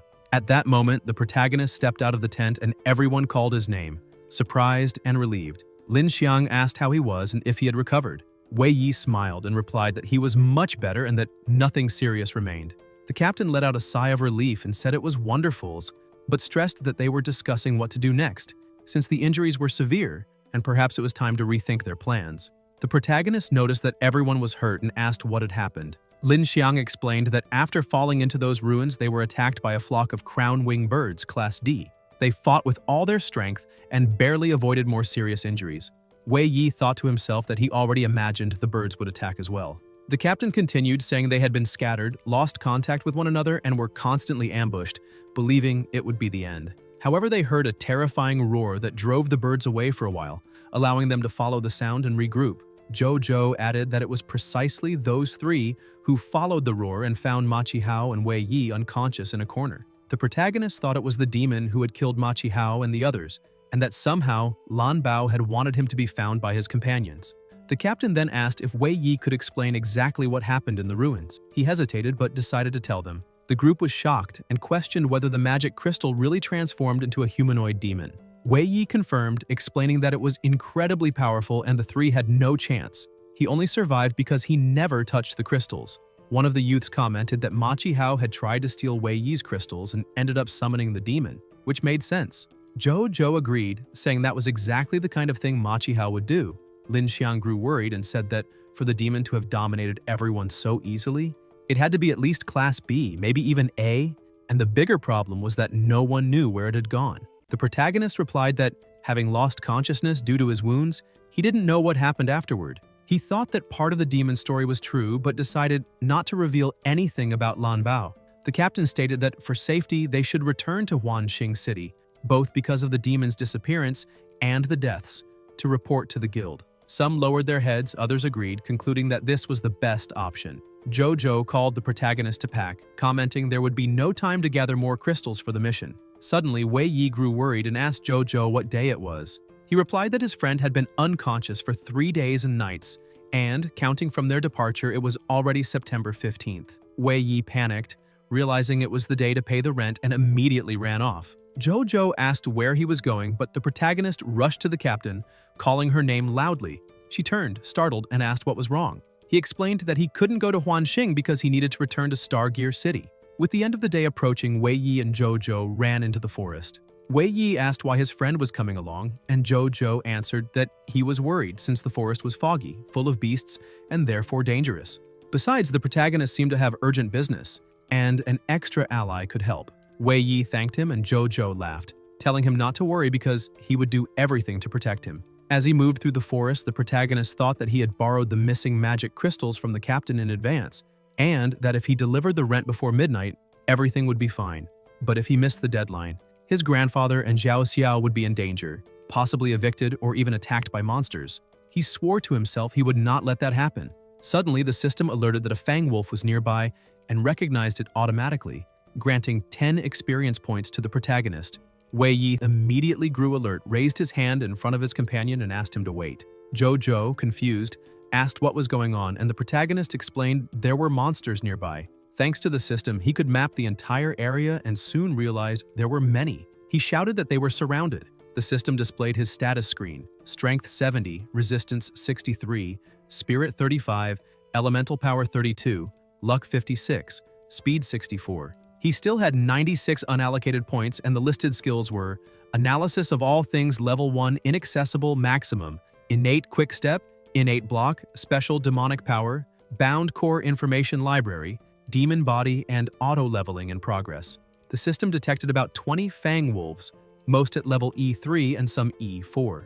Wei Yi told Jojo, who was astonished since he could not see anything. Soon after, the wolves drew near and the system displayed detailed information. Fang wolf, common monster, class E3 and E4, strength between 140 and 144, energy 48, spirit 70 to 88, elemental power 72 to 74, luck 88 to 90, and speed 148 to 150. Jojo, now seeing them, was alarmed and asked what the protagonist planned to do. Wei Yi explained that fang wolves never release their prey, chasing it until the end, so fleeing was pointless. The only option was to fight and defeat them. Jojo questioned if he was really in condition to fight with so many wounds, but Wei Yi assured him he was fine. The two positioned themselves back to back, each guarding one side. Jojo grew spirited, saying he was relieved to see his friend ready to fight and that he would give his all. With his shield, he struck 3 wolves at once, laughed, and declared it was time to teach those beasts a lesson. Wei Yi then activated Demon Body, the physical fusion of demon and human under special circumstances, which granted him 20 extra points to all base attributes. His strength rose to 90 and his speed to 84. One of the wolves lunged at him, and Wei Yi thought his weapon might be damaged, but with the attribute boost, it should be enough. During the battle, the system recognized Dutch grass, and he received another 10 experience points. The condition for advancement was reached, and the protagonist was promoted to rank E1. Shocked, with a single strike, he eliminated the monster charging him. Smiling, he shouted to Jojo that he had just leveled up. The system updated his stats, and Jojo, happy, said his friend had finally broken the barrier that kept him from evolving, reminding him that he had always said no one remains unlucky forever. He encouraged Wei Yi to now fight as an E-level adventurer, stressing that it was a completely different world from someone still at F. He explained that in this world, leveling up doesn't increase all attributes equally, but every awakened person has 6 main ones: strength, speed, resistance, elemental power, spirit, and luck. At level F1, the attributes are called base points, totaling 200 for all adventurers. Strength influences physical attack, reach, and critical blows, while boosting body power. Resistance includes defense, life, recovery, and toughness. Speed affects mana bar, elemental recovery, skill cooldown, and mental clarity. Luck acts on attack, elemental defense, range, absorption, and enhancement of magical power. Spirit increases dodge chance, critical rate, skill success, and rare item synthesis, improving overall affinity. Elemental power affects movement and attack speed, sharpening reflexes. Each level grants 12 extra points to distribute, and every 10 levels, veterans can ascend to the next ranking. The levels follow in order from the lowest to the highest: level F, level E, level D, level C, level B, level A, and at the very top, level S. With each rank advancement, the 6 basic stats increase by 200 points in total, a qualitative leap that naturally gives higher ranks an advantage over the lower ones. Before the change, Wei Yi's stats were strength 70, endurance 63, spirit 35, elemental power 32, luck 56, and speed 64, along with 108 free attribute points. His skills included analysis of all things level 1 inaccessible, innate quickstep, innate block, special demonic power, special status, the central information library bound, and the demonic body. When he advances to level E, his stats undergo a drastic transformation. Strength 140, endurance 126, spirit 70, elemental power 64, luck 112, and speed 128, along with 120 free attribute points. His skills remain the same, but the library becomes the core information library bound. The system also confirms that the demonic body increased the stats in sync. Wei Yi keeps fighting while reflecting that, since the demonic body adds directly to the base stats, he now gains 120 extra attribute points with each level advancement. Compared to an ordinary person, it still feels unbelievable to him that someone who once could hardly level up has suddenly gained enough power to stand on par with a rank D. Jojo keeps fighting with everything he has, but points out that the number of wolves there is far greater than 20, and compared to a normal pack, this is way too many. The protagonist thinks the same, since the amount is far beyond normal for a pack of fang wolves, giving him an uneasy feeling. Suddenly, the wolves begin to behave differently, and Wei Yi notices they are carrying out alternating attacks. He warns his companion that this is not good at all, as the pack is trying to wear them down. Out of nowhere, a terrifyingly loud howl echoes, and a much larger wolf appears on top of the cliff. The system quickly identifies it as a silver fang wolf, awarding the protagonist 10 more experience points. It also warns that this is a dangerous target and that he must proceed with caution. Wei Yi shouts for Jojo to start running because that is the boss. Both of them dash off, trying to force their way through the wolves surrounding them, but the silver wolf leaps from the cliff and lands right in front of them, releasing immense pressure. The other wolves bow low, showing respect, for the alpha has just arrived. The system scans the silver wolf status, revealing that it is a level D10 boss. Its stats are strength 214, endurance 190, spirit 202, elemental power 223, luck 169, and speed 250. Skills: maximum bite, maximum pounce, maximum tracking, and silver light level 3. Special state: none. A boss, the strongest mutated individual of a specific species, serves as the leader, with 6-dimensional base attributes far above normal and a higher level. A boss also possesses unique and powerful elemental abilities, and normally it takes a team of the same level to defeat one. The protagonist thinks he must be incredibly unlucky, since everything he doesn't want to encounter always shows up, and he wonders why he keeps running into monsters with such absurd stats. Jojo warns that the path ahead is completely blocked by fang wolves and they need to find another way. Wei Yi keeps his eyes on the boss, thinking he fears that if they try to run, the monster won't give them a chance. So he concludes there are only 2 options: eliminate the threat, or at least injure it badly enough to secure an escape. He orders the system to open the attribute panel, reviews his stats, and decides that strength and speed are what matter most. He then instructs the system to allocate all free points into those 2, raising his strength from 140 to 220 and his speed from 128 to 168. The protagonist tells his companion that he will deal with the boss and asks if he can handle all the fang wolves behind them. Jojo answers yes, but worries for Wei Yi, questioning whether he is sure about facing the boss alone. Without hesitation, the protagonist focuses and charges forward, saying he will only try to wound the wolf so everything will be fine. The boss noticed he was under attack and charged forward with terrifying speed. The system announced that the Silver Fang Wolf King was about to use the skill bite. Wei Yi thought this was his chance and, with a swift move, slid under the beast, dodging the strike. He activated Quickstep and reflected that normally the belly of a monster was the most vulnerable point, making it the perfect moment to attack. The wolf began releasing a strange energy, and the system warned that the king was preparing to use silver light.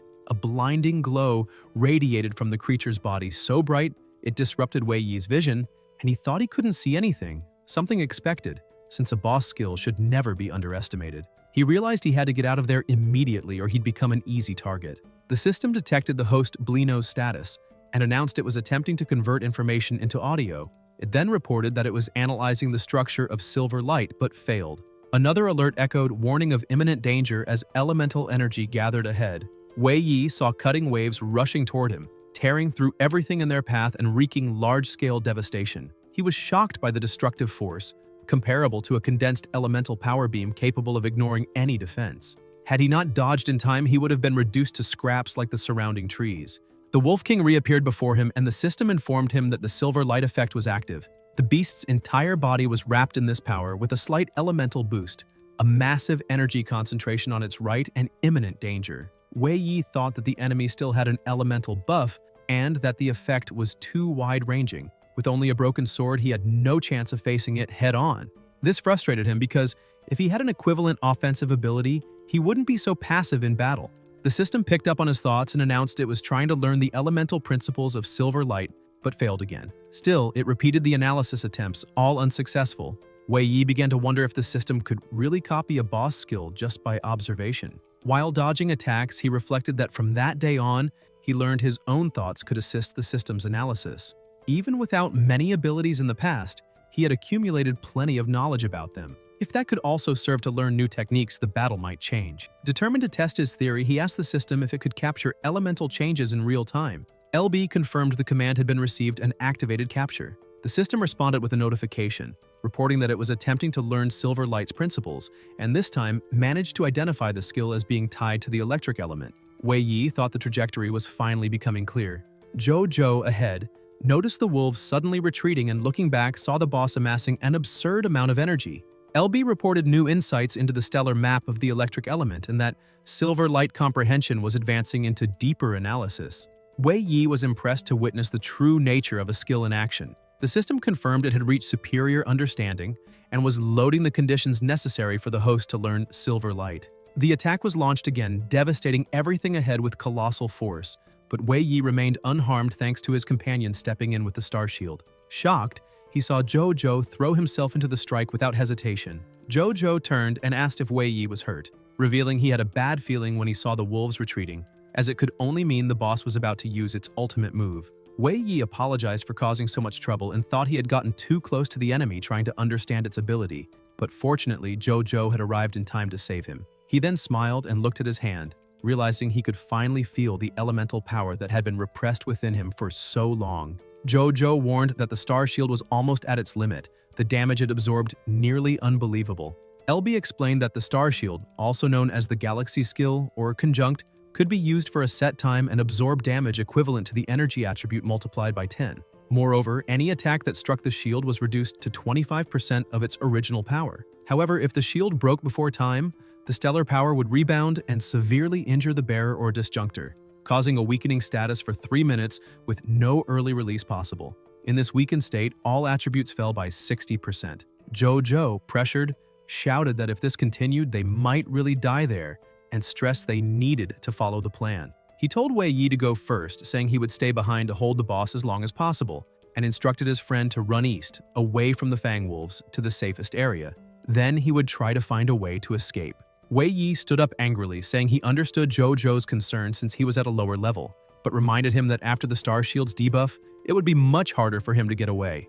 The protagonist declared that if he simply fled and left a companion behind, he would regret it for the rest of his life. He then began imbuing his sword with the new ability and said they were not completely cornered, stressing that if they had come this far together, they would also return together. At that moment, LB notified that the analysis was complete and that Silver Light had been learned, also announcing that the stellar map had been unlocked. Wei Yi's attributes now were Strength 140 plus 80, Energy 126, Spirit 70, Stellar Power 64, Luck 112, Speed 128 plus 40, and Free Points 0. Skills: Universal Analysis Level 1. Access denied, maximum level, Innate Quickstep, Innate Block, Special Demonic Power, Stellar Map, maximum skill, Silver Light 1 of 3, special status, Bound Core Information Library, and Demon Body Auto Update. Elemental skills like magic crystals were features granted to this world by creation. Both awakened and magical beasts could, as long as they had a compatible element, gain the chance to master such skills. Elements were divided into 5 types: star, electric, core, cloud, and flower, each with its own characteristics. The greater the elemental affinity, the higher the chance to understand a skill of that element. Human researchers seeking more stable abilities tried to study the principles behind this power, but even after countless experiments with monsters, they failed to observe elemental changes. In the end, all results were deemed failures. The system continued to notify that Wei Yi had learned the skill, understood the configuration of the electric element, and unlocked the stellar map. The protagonist thought he had replicated the technique through the LBO Blue Treasure system, Recognizing it as a pure element skill, even rarer still, the system explained that silver light was a special electric elemental skill, a pure manifestation of electric power. All manifested elemental damage was considered elemental damage, capable of ignoring most physical defenses. Elemental power consumption was low, sustained state was medium, and release short. Jojo, seeing Wei Yi using the same ability as the boss, was stunned that he could grasp such a complex technique in such a critical moment, especially one that belonged to a boss.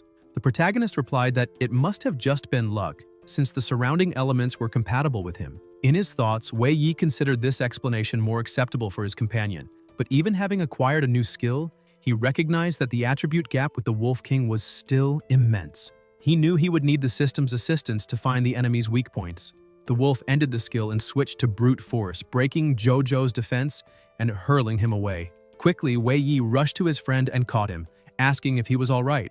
LB announced that the star shield had broken, putting his companion in a grievously wounded state and further afflicted with weakening from the shattering. Jojo began coughing blood, and the system confirmed that the weakening status had been applied, reducing all his attributes by 60%. Jojo tried to speak but barely had the strength to breathe. The protagonist told his friend not to waste energy, assuring him that from now on he would handle things himself. The Silver Fang Wolf King approached and let out a ferocious roar before Wei Yi. He positioned himself to fight and told his companion that if he still had the strength to walk, he should move away. The boss began gathering energy to unleash its skill, and Wei Yi ordered LB to predict the timing and angle of the incoming attacks. The system initiated analysis and reported arrival in 0.76 seconds, vertical displacement 81 degrees, arrival in 0.81 seconds, vertical displacement 12 degrees, arrival in 0.87 seconds, vertical displacement 67 degrees. With precise movements, Wei Yi dodged the first strike and thought that as long as he could predict time and angle, he could conserve energy by adjusting his trajectory. After escaping every blast, he took advantage of the opening and positioned himself so the remaining attacks collided with each other. The beast, enraged, switched to brute force, but the protagonist dodged again. He realized the monster was trying to use dust to obstruct his sight, but that meant nothing against LB. The system warned that a light blade was incoming with vertical displacement 45 degrees, followed by another at 70 degrees. Wei Yi thought the situation was bad and moved quickly. Even without being able to see, he dodged perfectly. Finding an opening, he prepared and struck, declaring it was his turn now. The blow landed on the wolf's face, leaving a visible wound. The battle raged on, their powers colliding fiercely. Jojo watched in awe, wondering if this was really the same Wei Yi he knew, for the strength he was showing was unbelievable. The protagonist predicted each strike and blocked them with ease, but soon began panting heavily. He realized the consumption of elemental power was greater than expected, since just a few light blades had already left him nearly exhausted without causing serious damage to the Wolf King. On top of that, his elemental recovery was far inferior to the enemy's. The system reported that the boss was being influenced by a mental power that accelerated its recovery. Wei Yi understood that the longer the fight dragged on, the worse it would get for him. He knew he had no choice but to use his last resort. The Wolf King prepared another strike, and the system warned that a colossal amount of element was gathering around the beast. Multiple alerts went off, stressing that it was impossible to predict a safe escape route. Wei Yi realized the moment had come and thought he had to decide victory or defeat right then. He called LB and ordered activation of demonic power. The system obeyed, unleashing the energy. Instantly, another warning appeared. Hell had begun to notice him. An unbearable pain invaded his mind as if his head were about to explode. More messages followed. Hell tried to invade his brain, control his limbs, take over his senses, awaken his bloodlust. Attempt blocked, control failed. Annoyed, Wei Yi thought he should never have allowed that power to take control. Meanwhile, the Wolf King continued amassing elemental energy on an absurd scale. A final alert appeared. Entering demonization state. A massive force took over Wei Yi. His eyes darkened, and a cold, dense aura enveloped his body. In an instant, his elemental power leapt from 64 to 448. In exchange, his strength dropped by 100, his agility by 128, his energy by 80, his luck by 90, and his elemental power by 50. The Wolf King prepared to strike, and Wei Yi, with empty voice and fixed gaze, declared it was time for the creature to experience defeat by its own skill. They attacked simultaneously, but the pressure of Wei Yi's strike proved overwhelmingly superior. Their energies clashed in the air, but the protagonist's charge sliced through the enemy's attack like paper, severing the wolf's head along with it. The impact was so powerful it split mountains behind the beast, triggering a colossal explosion. The system announced that the wolf had been defeated, and that Wei Yi had gained a massive amount of experience, instantly rising from level E1 to level E5. As the light faded, his stats returned exactly to what they had been before, with his distribution preserved, and as a reward for victory, he received 48 free points. Jojo had also managed to earn enough points to level up, advancing to rank E10. He stood frozen, still processing the fact that the boss had been defeated with a single strike, and that one of the mountains behind them had been completely obliterated, which made him wonder what exactly the protagonist had experienced inside those ruins. He then noticed that his companion still looked somewhat different, and a notification appeared saying that the host's mental stability had been detected and the demonic power forcibly deactivated. Wei Yi, still with a throbbing headache, thought that he hadn't expected the side effects to be so severe after such a short period of use, and that if it weren't for LB, he might have completely lost control. The protagonist looked down at his hand and sensed something strange. Another notification appeared stating that Hell was satisfied with his performance and had therefore left a mark of the Inferno on his body. LB pointed out that it couldn't analyze any information about the mark, and Wei Yi was surprised to see that not even the universal analysis could decipher what kind of power it was. He decided that he should use that ability sparingly from that night onward. Jojo came running and asked if he was okay. The protagonist smiled, saying he was fine but exhausted from purging elemental energy. He glanced at the clock and realized it was already past 11, and they still had a long way back, so they needed to hurry. Wei Yi looked at the boss's corpse and commented that it was a shame processing its materials would take time, so they would have to leave it there, a big waste. LB detected extractable materials, and Jojo said he would stay behind to handle that, explaining that his father owned a material shop and that he himself had hunted many monsters for parts before, so he had the experience to do it quickly, and he had already recovered his strength. He drew his knife and approached, saying the boss was full of treasures, high-quality magic crystals and materials for weapons and equipment. Jojo made it clear that since the protagonist had landed the killing blow, all the loot would belong to him. Jojo smiled and added that he never imagined his friend would grow so strong so quickly, and that now he no longer needed help for the rest of the journey, which was perfect since he could focus on processing those materials. Wei Yi tried to argue, a bit worried, but Jojo cut him off, saying there was no need to worry since he'd do everything for free, and with a grin, added that he'd heard the Wolf King's meat was delicious, asking only that the protagonist save him a piece. Wei Yi relaxed a little at that, and Jojo began pushing him toward the exit, saying he should go before time ran out. Still hesitant, the protagonist agreed and said he would leave everything there with Jojo. He then set off toward the city, thinking he now had a more urgent matter to deal with. In the outskirts of Starforge City, someone was shouting inside a building, demanding immediate payment. An annoyed little girl asked why the rush, saying her older brother had promised to return that night, and questioning whether the adults couldn't wait a bit longer. The man kept pressuring her, saying he wouldn't wait. The contract was clear, black and white. Either she paid, or she was out.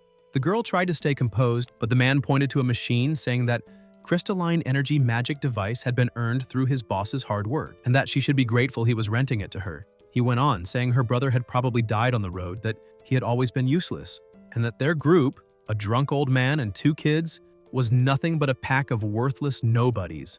The girl grew angrier, marched up to him, and kicked his foot in fury and defiance, shouting that if he dared say another word about her brother, he would deeply regret it. The man, now fuming, asked if she had a death wish. Suddenly, more people entered the room, and one of them announced that it was time to end this. Exactly at midnight, the leader of the Bear Slayers Guild, the head of the debt collectors, and a rank B hunter named Zeki, had ordered them to carry out their task. He emphasized that, in his opinion, crystalline energy magic devices weren't for just anyone, so she had 2 choices: pay the full rent or leave the city immediately. He then asked what her choice would be. The furious girl demanded to know what they planned to do and declared she would report them for bullying the weak. The men laughed as they closed in, asking who she thought she could report them to, since they were the ones who made the rules in that city. A drunk old man began grumbling, saying he couldn't even drink in peace, getting up and complaining that he'd been sleeping just fine until those noisy kids woke him up, and that from their impatience, you'd think the sky itself was about to fall. This is Luo Bang, an ordinary human and former mechanical engineer. The girl felt relieved to see her grandfather waking up. The same man from before mocked him, asking why that old man was worried about the sky when he could barely stand on his own feet. Bang replied that all this trouble was just over a bit of rent money, and if that was what they really wanted, then they would have it. He grabbed a controller and pressed a button. Suddenly, something began to rumble, startling the group, who asked if it was some kind of earthquake. The lights flickered on, revealing a giant robot. The scarred man laughed, saying he was startled for a moment, while another young man scoffed that it was just a pile of broken metal, since ever since creation had revoked all robot control rights, none of that should work anymore. They told the old man to stop talking nonsense. One of the men at the back remarked that if it couldn't move, it was just scrap and worth nothing, but the leader interrupted them all, saying he'd take it. Zeki examined it carefully and admitted he never thought he'd see a JY series robot there. Military models with external restrictions, high endurance, and superior performance. He lamented that they were useless since the extinction of AI, but acknowledged they were still great smelting materials. And apparently that old man really had a story. Bang stared at the leader and said that if he could recognize its value, that saved him the trouble of explaining, since that was the prototype of the JYO series, enough to cover more than a year's rent in advance. The girl tried to stop him, saying that was his life's work, and reminding him that her brother would be back soon, that they only needed to wait a little longer. Bang looked at Zhao Xiao and said she was far too sentimental, but he knew what mattered. Her brother was never late, so something must have happened. Xiao Xiao tried to convince him otherwise, but he interrupted her, saying the decision was already made. The girl grew furious, saying that scoundrel was getting off too easily. Zeki looked at the old man and said he might be mistaken, as he never said that alone would be enough. Though the materials were rare, they were already partially processed, and considering disassembly, transport, and refinement, the real value dropped significantly. He used the system to recalculate and said that since it was already past midnight, it counted as a contract violation, resulting in a fine 10 times higher and double future rent. After deducting the robot's value, he stated the old man still owed 20 magic crystals. Bang asked what he was talking about, since the fine and doubled rent weren't in the contract. Zeki stepped closer, saying he should consider that new information since he needed to learn his place. After all, the weak had no say in that world. He stressed that the old man had only one day to come up with the rest and advised him to pray that his useless grandson returned in time. Otherwise, they'd be kindly sent to live among the monsters. The order was given to start hauling the goods, and the men began pulling cables, dismantling almost everything. Bang watched and apologized to his old friend, saying he had no choice. The scarred man complained that he hadn't made any profit that day and still had to work hard, but as he looked closer, he commented that maybe the electromagnetic components would fetch some money. Zhao Xiao shouted for him to stop, saying that wasn't part of the deal, but the man slapped her across the face and said he'd take whatever he wanted. She fell to the floor as they kept tugging at the cables. One of the men warned that was the last steel cable, and as it snapped, everyone screamed when they realized the robot was about to fall, right on top of Zhao Xiao, who was still lying down and too weak to move. Bang screamed, trying to reach her, but the girl, with the red mark of the slap on her forehead, could barely move and only screamed in fear. In that instant, the protagonist arrived using quick step and managed to pull her out of the robot's path just in time. He set her down, apologizing for being late, and asked if she was hurt, if the wound hurt. The girl kept crying, saying she didn't actually feel pain, only sadness for not being able to protect their home while he was gone, apologizing again. Wei Yi told her not to apologize, saying she had already done more than enough and did very well, but that now she could leave the rest to him. Zeki stared at him and said things were finally going to get easier, while the old man sighed in relief, thinking that was a good sign. The group began whispering, recognizing him as the curse trash, and someone remarked that his family still hadn't paid their debt, adding that if he knew what was good for them, he should hand over the magic crystals now since no one wanted to use force. But if they had to, things would get much worse than before. Wei Yi just stared at them silently, and the man in front began to tremble, asking what he was looking at and feeling an inexplicable fear just from that gaze. The protagonist tells his sister to step back, warning her that things are about to get dangerous. She asks him to be careful with whatever he's about to do. Wei Yi activates universal analysis, scanning the stats of every man around him, still burning with anger as he realizes that most of them are nothing more than a bunch of rank E failures who think they're powerful just because they have a bit of strength and the right to intimidate the weak. He grabs a bag and says that the magic crystals they want are all inside, but deep down he's thinking that this time they dared to hurt his sister, and that won't end easily. The man with the scar on his forehead walks up, mocking that at least the protagonist knows his place, since trash should stay trash. But as he gets close enough, he's suddenly struck by a devastating blow that shatters his jaw and knocks out a tooth. Wei Yi keeps attacking, saying that kick is for what he did to his sister, slamming him into the ground with a brutal strike. The others, startled, shout that the piece of trash is trying to mess with them and needs to be taught a lesson. But Wei Yi keeps advancing, appearing right in the middle of them, saying they should worry more about themselves before mocking others, and in an instant, he takes them all down. After defeating the three men at once, he turns his gaze to the big brute standing behind them. The giant flinches, asking if that kid wasn't supposed to be the lowest in the ranking and how he could have gotten so strong. Zeki tells Pang Ming that they've already wasted enough time there, apologizes to his boss, and begins to unleash his power, saying Wei Yi shouldn't think that beating a few thugs makes him strong. Now he'll learn what true power is. The status screen appears. Pang Ming, human, rank D8, strength 126, endurance 234 plus 324, spirit 24, elemental power 33, luck 87, speed 96. Skills: heavy core, armor level 2, innate quick speed, special innate block, no active state. Wei Yi dashes forward with incredible speed and kicks Pang Ming in the face, sending him flying while saying he's not allowed to cause trouble in the protagonist's home and needs to leave immediately. The man is thrown out with a single kick. His grandfather and sister are shocked, and she starts cheering, thrilled to see what her brother can do. Even the group's leader is surprised by Wei Yi's strength. Pang Ming, lying amid the garbage, rises in fury, surrounded by an aura that forms into an electric armor around his body. He admits the protagonist's speed is impressive, but says his strength is pathetic, and if that's all he's got, then this will be his end. LB releases a silver glow, activating elemental power that ignores most defenses, while universal analysis comes online. Wei Yi tells Pang Ming not to rush, saying the fight isn't over yet and that here all grudges, old and new, will be settled. Even without remembering the past, he frees himself from oppression and rises to seize the present. Wei Yi grips his broken sword while Pang Ming, fully covered in his electric armor, mocks him, asking if that shattered blade is supposed to be his strongest attack and calling it ridiculous. The leader watches and realizes his intuition was right. Pang Ming is a warrior with perfectly balanced attributes and shouldn't have been knocked back so easily. Perhaps that boy's attack is something different. Xiao Xiao shouts to her brother that if he can't win, they can still run away. Pang Ming starts laughing, convinced his enemy won't hold out, since even though he can't move well with his skill active, his defense is at its peak, and if the opponent attacks him directly, he'll be stunned. Then he'll make him taste real pain. The system identifies the skill Heavy Core Armor. When the defense is activated, endurance doubles, but movement speed drops by 90%. The first attacker to touch the armor is stunned for 3 seconds, and subsequent contacts reduce that effect to 0.25 seconds. Wei Yi acknowledges it's a good plan, but says he never intended to fight hand-to-hand. Wrapping his broken sword in silver light, he prepares for battle. Pang Ming, annoyed, shouts why he isn't playing by the rules. Then Wei Yi begins his assault, launching the first blade of light. With reduced speed, Pang Ming tries to block but quickly realizes something's wrong. The pain pierces through him, his armor isn't working, and he wonders what's happening. He realizes that with such power, Wei Yi shouldn't be able to repeat the strike many times. But as he looks ahead, horror fills his face. Countless blades of light are flying straight toward him. He screams, disbelieving that Wei Yi can still unleash all that.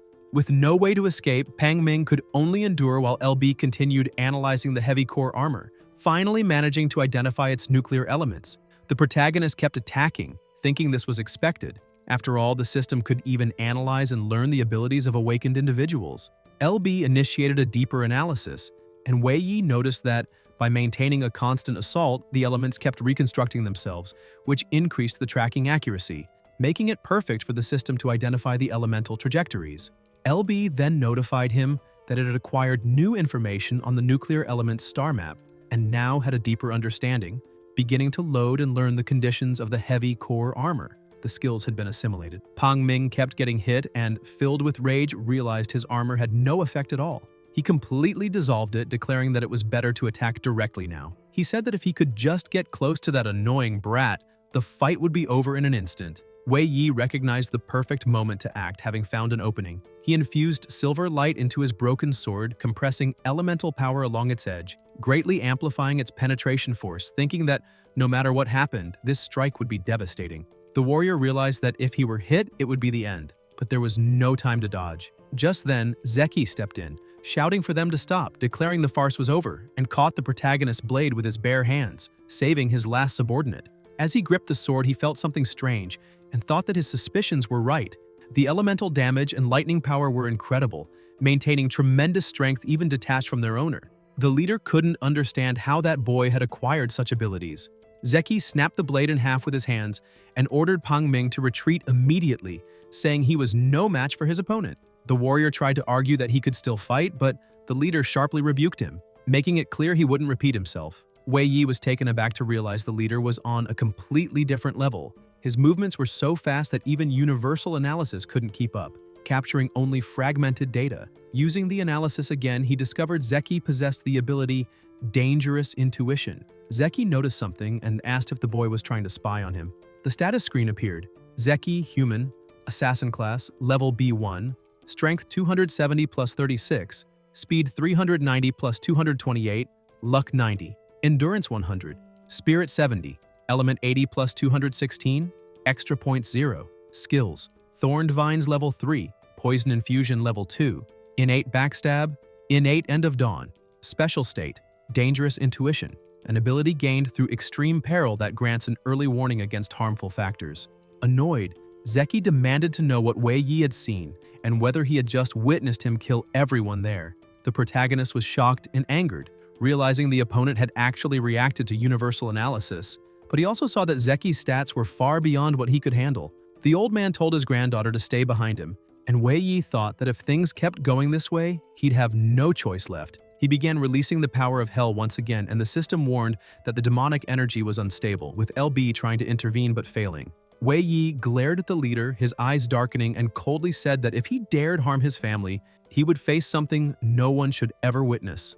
Zeki felt the protagonist's aura shift completely, and his dangerous intuition reacted in panic, consumed by terror. The leader started to question the boy's origin. How could someone like him, a rank B, actually feel fear?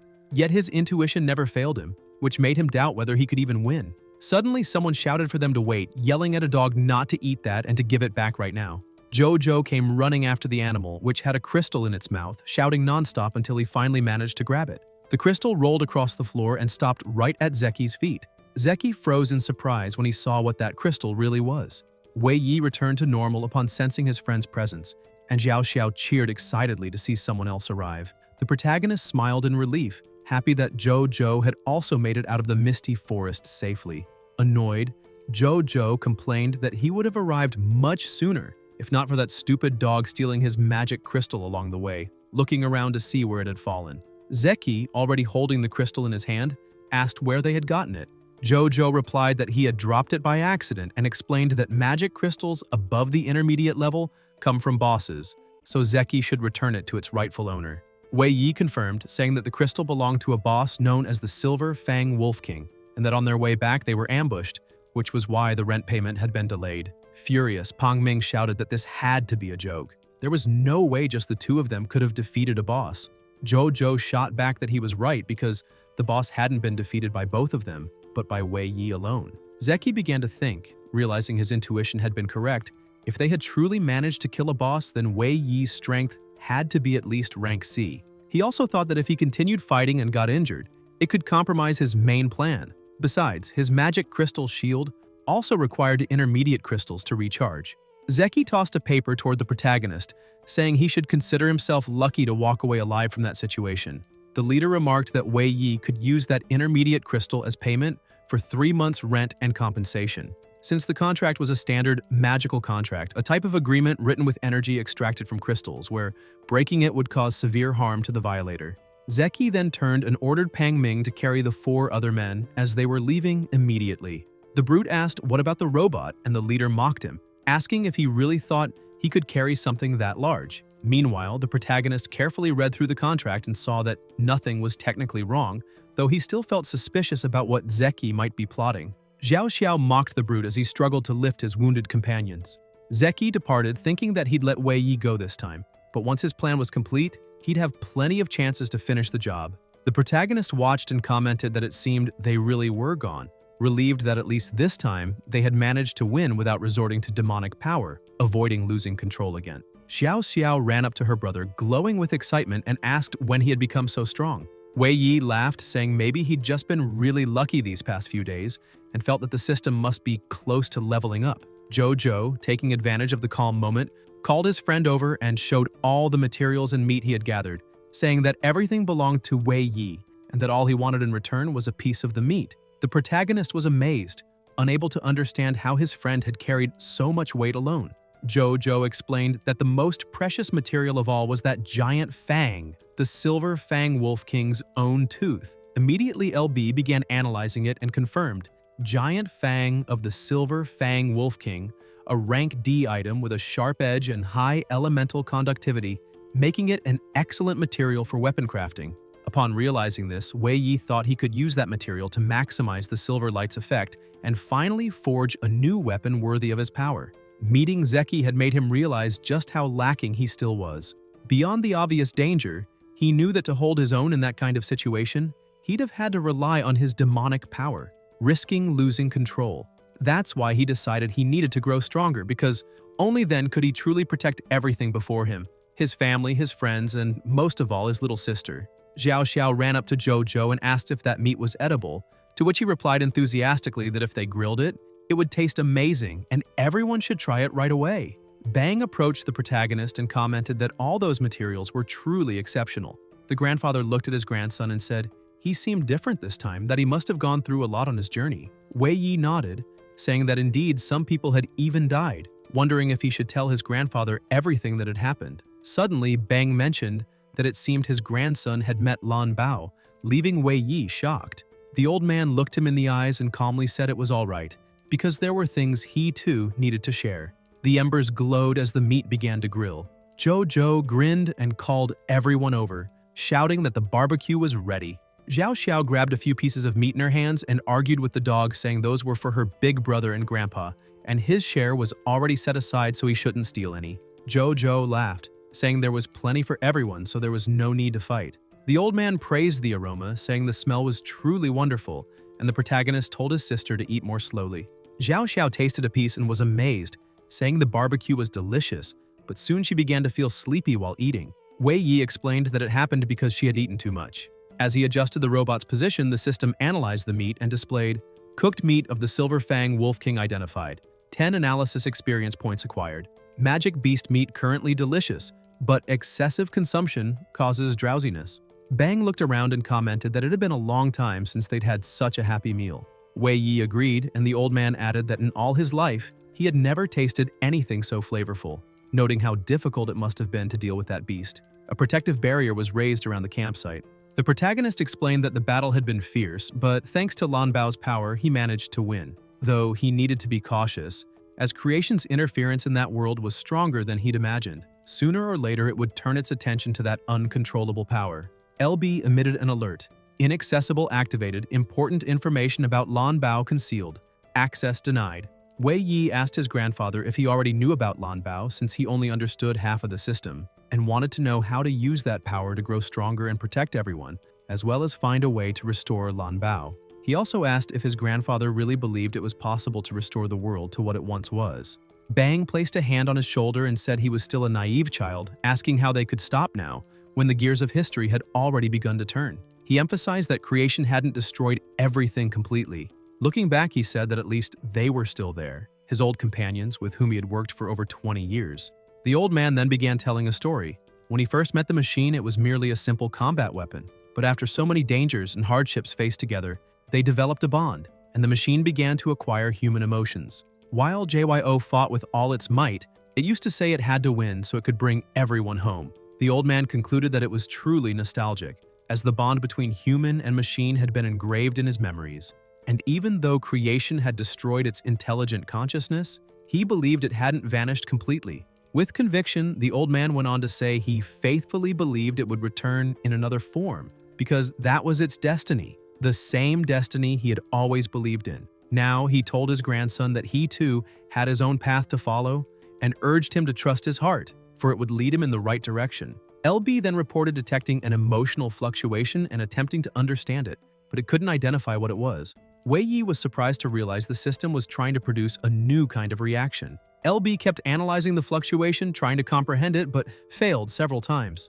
The protagonist, intrigued, began wondering if that conversation with his grandfather had triggered some sort of resonance with the system. That stubbornness was just like when Lan Bao tried to learn new things. Wei Yi asked his grandfather if he knew whether Lan Bao had left anything behind, something called a world fragment. Bang replied that he'd never heard of that, but recalled that once Lan Bao mentioned leaving an important notebook in the old house, saying that when the protagonist had gained enough power, it would be time to tell him about it. The old man added that it seemed that time had now come. Wei Yi asked what kind of notebook it was, but his grandfather only told him to go there and see for himself. Assuring him he would find the answers he was looking for, he thought this came at the perfect time, as the day he was meant to make that visit had finally arrived. Besides, he also planned to visit his father and mother. The night passed, and the next day, Wei Yi strapped on two 30-kilogram wrist weights for training.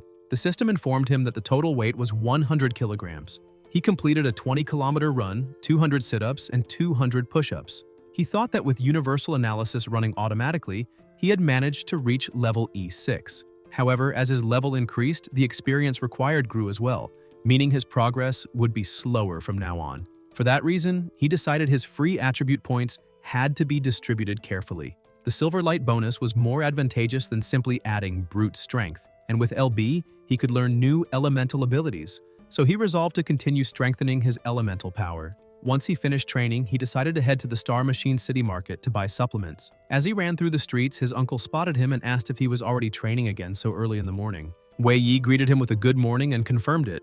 That market was run by ordinary people, a place where one could find anything, animal materials, medicine, food, and anyone could trade as long as they had enough magic crystals. The protagonist checked the map and saw that the entrance to the old house was still far away, meaning he'd need to cross the misty forest. He thought he should buy enough food and supplies to endure the trip, as well as his Aunt Alan's favorite honey cake. Suddenly, a man called out to him, saying it had been a while since he'd last seen him, and asking if he'd had any trouble with beasts. The man tried to sell him some ugly dolls, claiming they repelled monsters and cost only one basic magic crystal. The system analyzed the item and reported that there was a legend about dolls that could ward off low-level monsters, but the real effect could only be confirmed through use. Wei Yi hesitated, unsure whether to believe it or not. Then, chaos broke out in the middle of the market. People were shouting to catch a thief. A hooded figure darted through the crowd at high speed, apologizing and asking to pass as they dodged through people. Wei Yi was impressed by the speed and wondered if that person was an awakened one. A woman cried out desperately that those were her goods, and that if she lost them, she wouldn't be able to pay rent that month. He recognized the voice. It was his Aunt Alan. Without a second thought, he tore off his weighted bracelets and dashed after the thief, shouting that he would help catch them. The fleeing person glanced back, surprised, thinking she had already lost her pursuers, but Wei Yi was closing in fast, yelling for her to stop immediately and return what she stole from his Aunt Alan. The thief laughed arrogantly, saying that when it came to running away, she was a professional. Then she fired a grappling claw from a device, hitting the frame of a nearby stall and collapsing it over the protagonist. Wei Yi grew annoyed as he pushed his way out from under the tarp, realizing she had escaped using the hook. He activated LB and ordered it to expand the scan radius around the area. The system confirmed the command and began scanning every inch nearby. On top of a nearby building, the thief ran swiftly, thinking she was safe, but the scan managed to locate her. She celebrated, saying that free food was the best thing in the world, and that this would be another day of savings, though she knew the item still had ownership marks and couldn't be stored in her inventory box. Suddenly, her wristwatch beeped with a warning. She was near her destination and needed to move discreetly. At the edge of the building, she decided it was time to descend. Meanwhile, on the ground, Wei Yi followed the signal, with the system notifying him that the target was only 5 meters away. The thief leapt from the building, but Wei Yi had already predicted her route and intercepted her, appearing directly in her path. Startled, she asked how he managed to get there so fast. Wei Yi remembered she still had the grappling hook and stayed alert, watching for her next move. As expected, the woman tried to use the hook again to change direction, but he used Quick Step, grabbed the cable, and yanked it hard, telling her that the same trick wouldn't work twice and demanding she return and apologize to his Aunt Alan. The girl lost her balance and started falling, screaming that the hook had gone out of control and that they were both going to crash. When her hood came off, the protagonist was stunned by her face, a young woman with delicate features and striking eyes. She admitted defeat, saying he'd caught her, but he was still shocked by how beautiful the thief was. The two fell together and she landed on top of him. Flustered, Wei Yi asked how long she planned to stay like that, and the girl smirked teasingly, saying a simple hug wouldn't kill him. Besides, he was the one who pulled her down. The protagonist grew irritated, thinking her attitude was odd, as she now acted like the victim. She quickly stood up and started to leave, saying that he'd won this time, and that she wouldn't bother him again, but he grabbed her cloak, saying she wasn't going anywhere, and had to come back to apologize to his aunt. The girl was startled and tried to pull away, but with his strength, the cloak slipped off, revealing a strange mark on her neck. The system immediately reacted. Toxic substances detected. Suspected beast venom. Wei Yi grew alarmed and asked if the wound on her neck was caused by poison. Annoyed, she tried to snatch her coat back, demanding he return it, but he insisted, stepping closer with a serious look. He explained that he knew what it was because he'd been poisoned by a beast before, and warned her that her wound was still in the incubation stage. Once the poison spread, she could die. He asked why she hadn't sought treatment. Embarrassed and trembling, the girl confessed that she didn't have the magic crystals to afford treatment like that. Looking down at the bread that had fallen to the ground, she murmured that if she had enough magic crystals, she wouldn't have to worry about simply surviving. Then she bent down, picked up the dirty bread, and with a bitter smile said that even a simple piece of bread was something she couldn't afford, let alone a cure for the poison that was slowly killing her. She explained that she had believed that by becoming an awakened, she would finally be accepted into an adventurer team, but everyone rejected her, saying her attack power was too low. Wei Yi stayed silent, a little saddened, as the system carried out its analysis. He realized the girl was telling the truth, since as an assassin, her attributes weren't suited for combat. Her level was also low, so she had no choice but to turn to theft to survive. The system finished scanning and displayed. Name Yuxi, Class Assassin. F1, Strength 2, Endurance 12, Spirit 24, Elemental Power 8, Luck 54, Speed, no extra attributes, skills 0. Innate skill, Violent Backstab, Special status, Poisoned. With tears in her eyes, she kept cleaning the bread and told him he didn't have to bother, that living one more day was enough. She added that in any case, she saw no hope in the future, so if he wanted to turn her in, he could. Moved by her situation, Wei Yi thought she didn't seem like a bad person at all. He told her she didn't need to be so desperate, remembering that he too had gone through the same thing and knew how hard it was for someone at rank F to survive in that world. After all, awakened ones who committed crimes were punished harshly. She was simply struggling to survive. Since he still had enough crystals for the time being, he decided to help her. The protagonist took out his crystal pouch and said he'd explain everything to Aunt Alan as long as the girl promised not to steal anymore. If she did that, he'd let her go. He handed her a few crystals, saying they weren't much but should help treat the poison. The girl burst into tears of joy, repeating over and over that she promised she'd never do it again, thanking him nonstop. Suddenly, people started calling out for the protagonist, asking where he was because they'd come to help. He shouted that he was in the alley. Taking advantage of the distraction, Yuxi fired her grappling hook and swiftly climbed upward. Wei Yi turned and told her that if she wanted to leave, she should do it now, but when he looked back, she was already gone. He was astonished, thinking her escape speed was faster than a rabbit's. Returning to the market, he felt oddly deceived, something that left him confused. The doll vendor commented that something was off because one of his dolls was pointing to the side, even though no one was there. Aunt Alan took the package from his hands, happily thanking him and saying that the honey cakes for the Split Bear Guild were all there, the last batch Zeki had ordered, and if she had lost them, she would have been in trouble. Wei Yi grew suspicious, wondering if Zeki might have some connection to that girl. Meanwhile, from afar, high atop a statue, Yuxi watched everything while holding the pouch of magic crystals. She smiled and remarked that simple men were easy to fool, just a few tricks, and they believed anything she said. Even though the goods were gone, she'd already obtained the information she needed and the crystals were just a bonus. Then she said, "Light mist effect, cancel," and her status panel restored. The poisoning disappeared. Her system completely changed. Name Yu Zixi. Codename Black Raven. Race Human. Class Assassin. C6. Strength 8. Endurance 48. Spirit 96 plus 24. Elemental Power 32. Luck 216 plus 216. Speed 400 plus 180. Extra points 0. Skills: Light Mist, LV.3, Violent Backstab, Innate, Forget Worries, and Treasure Sense. Skill descriptions: Light Mist can cover surfaces with a user-defined camouflage, making them indistinguishable from reality. At level 3, it allows temporary alteration of the system panel, consuming a small amount of elemental power during its duration. Forget Worries reduces negative emotions and hostility detected by others, decreasing detection accuracy. She remained puzzled, wondering how the protagonist had managed to track her. Did he have some kind of detection ability? But she had investigated everyone in that city who possessed such skills and hadn't found anyone like him. Suddenly, her watch beeped, alerting her to an incoming mysterious call. She nearly jumped in fright, realizing the boss was contacting her. He ordered her to report her mission progress. Zixi replied that she was already within the Split Bear Guild's territory, but there were still no traces of the contraband crystal energy device. Perhaps the target was deliberately covering their tracks. The boss asked if she was talking about the mission target. Zixi kept watching and confirmed that Zeki was inspecting the goods at that very moment, so there was no chance to act. The boss then asked what goods she was referring to. Black Raven replied that she had already confirmed it. They were all honey cakes. Zeki had monopolized every honey cake in the city, and shipments were constantly being transported to the misty forest, with laborers gathering there as well. She pointed out that something important had to be happening, but the boss snapped that he didn't care about the cakes. The only thing he wanted was proof of Zeki's crystal energy smuggling, and she had better keep watch, or she already knew the consequences of failure. Slightly uneasy, she said she understood and continued her surveillance.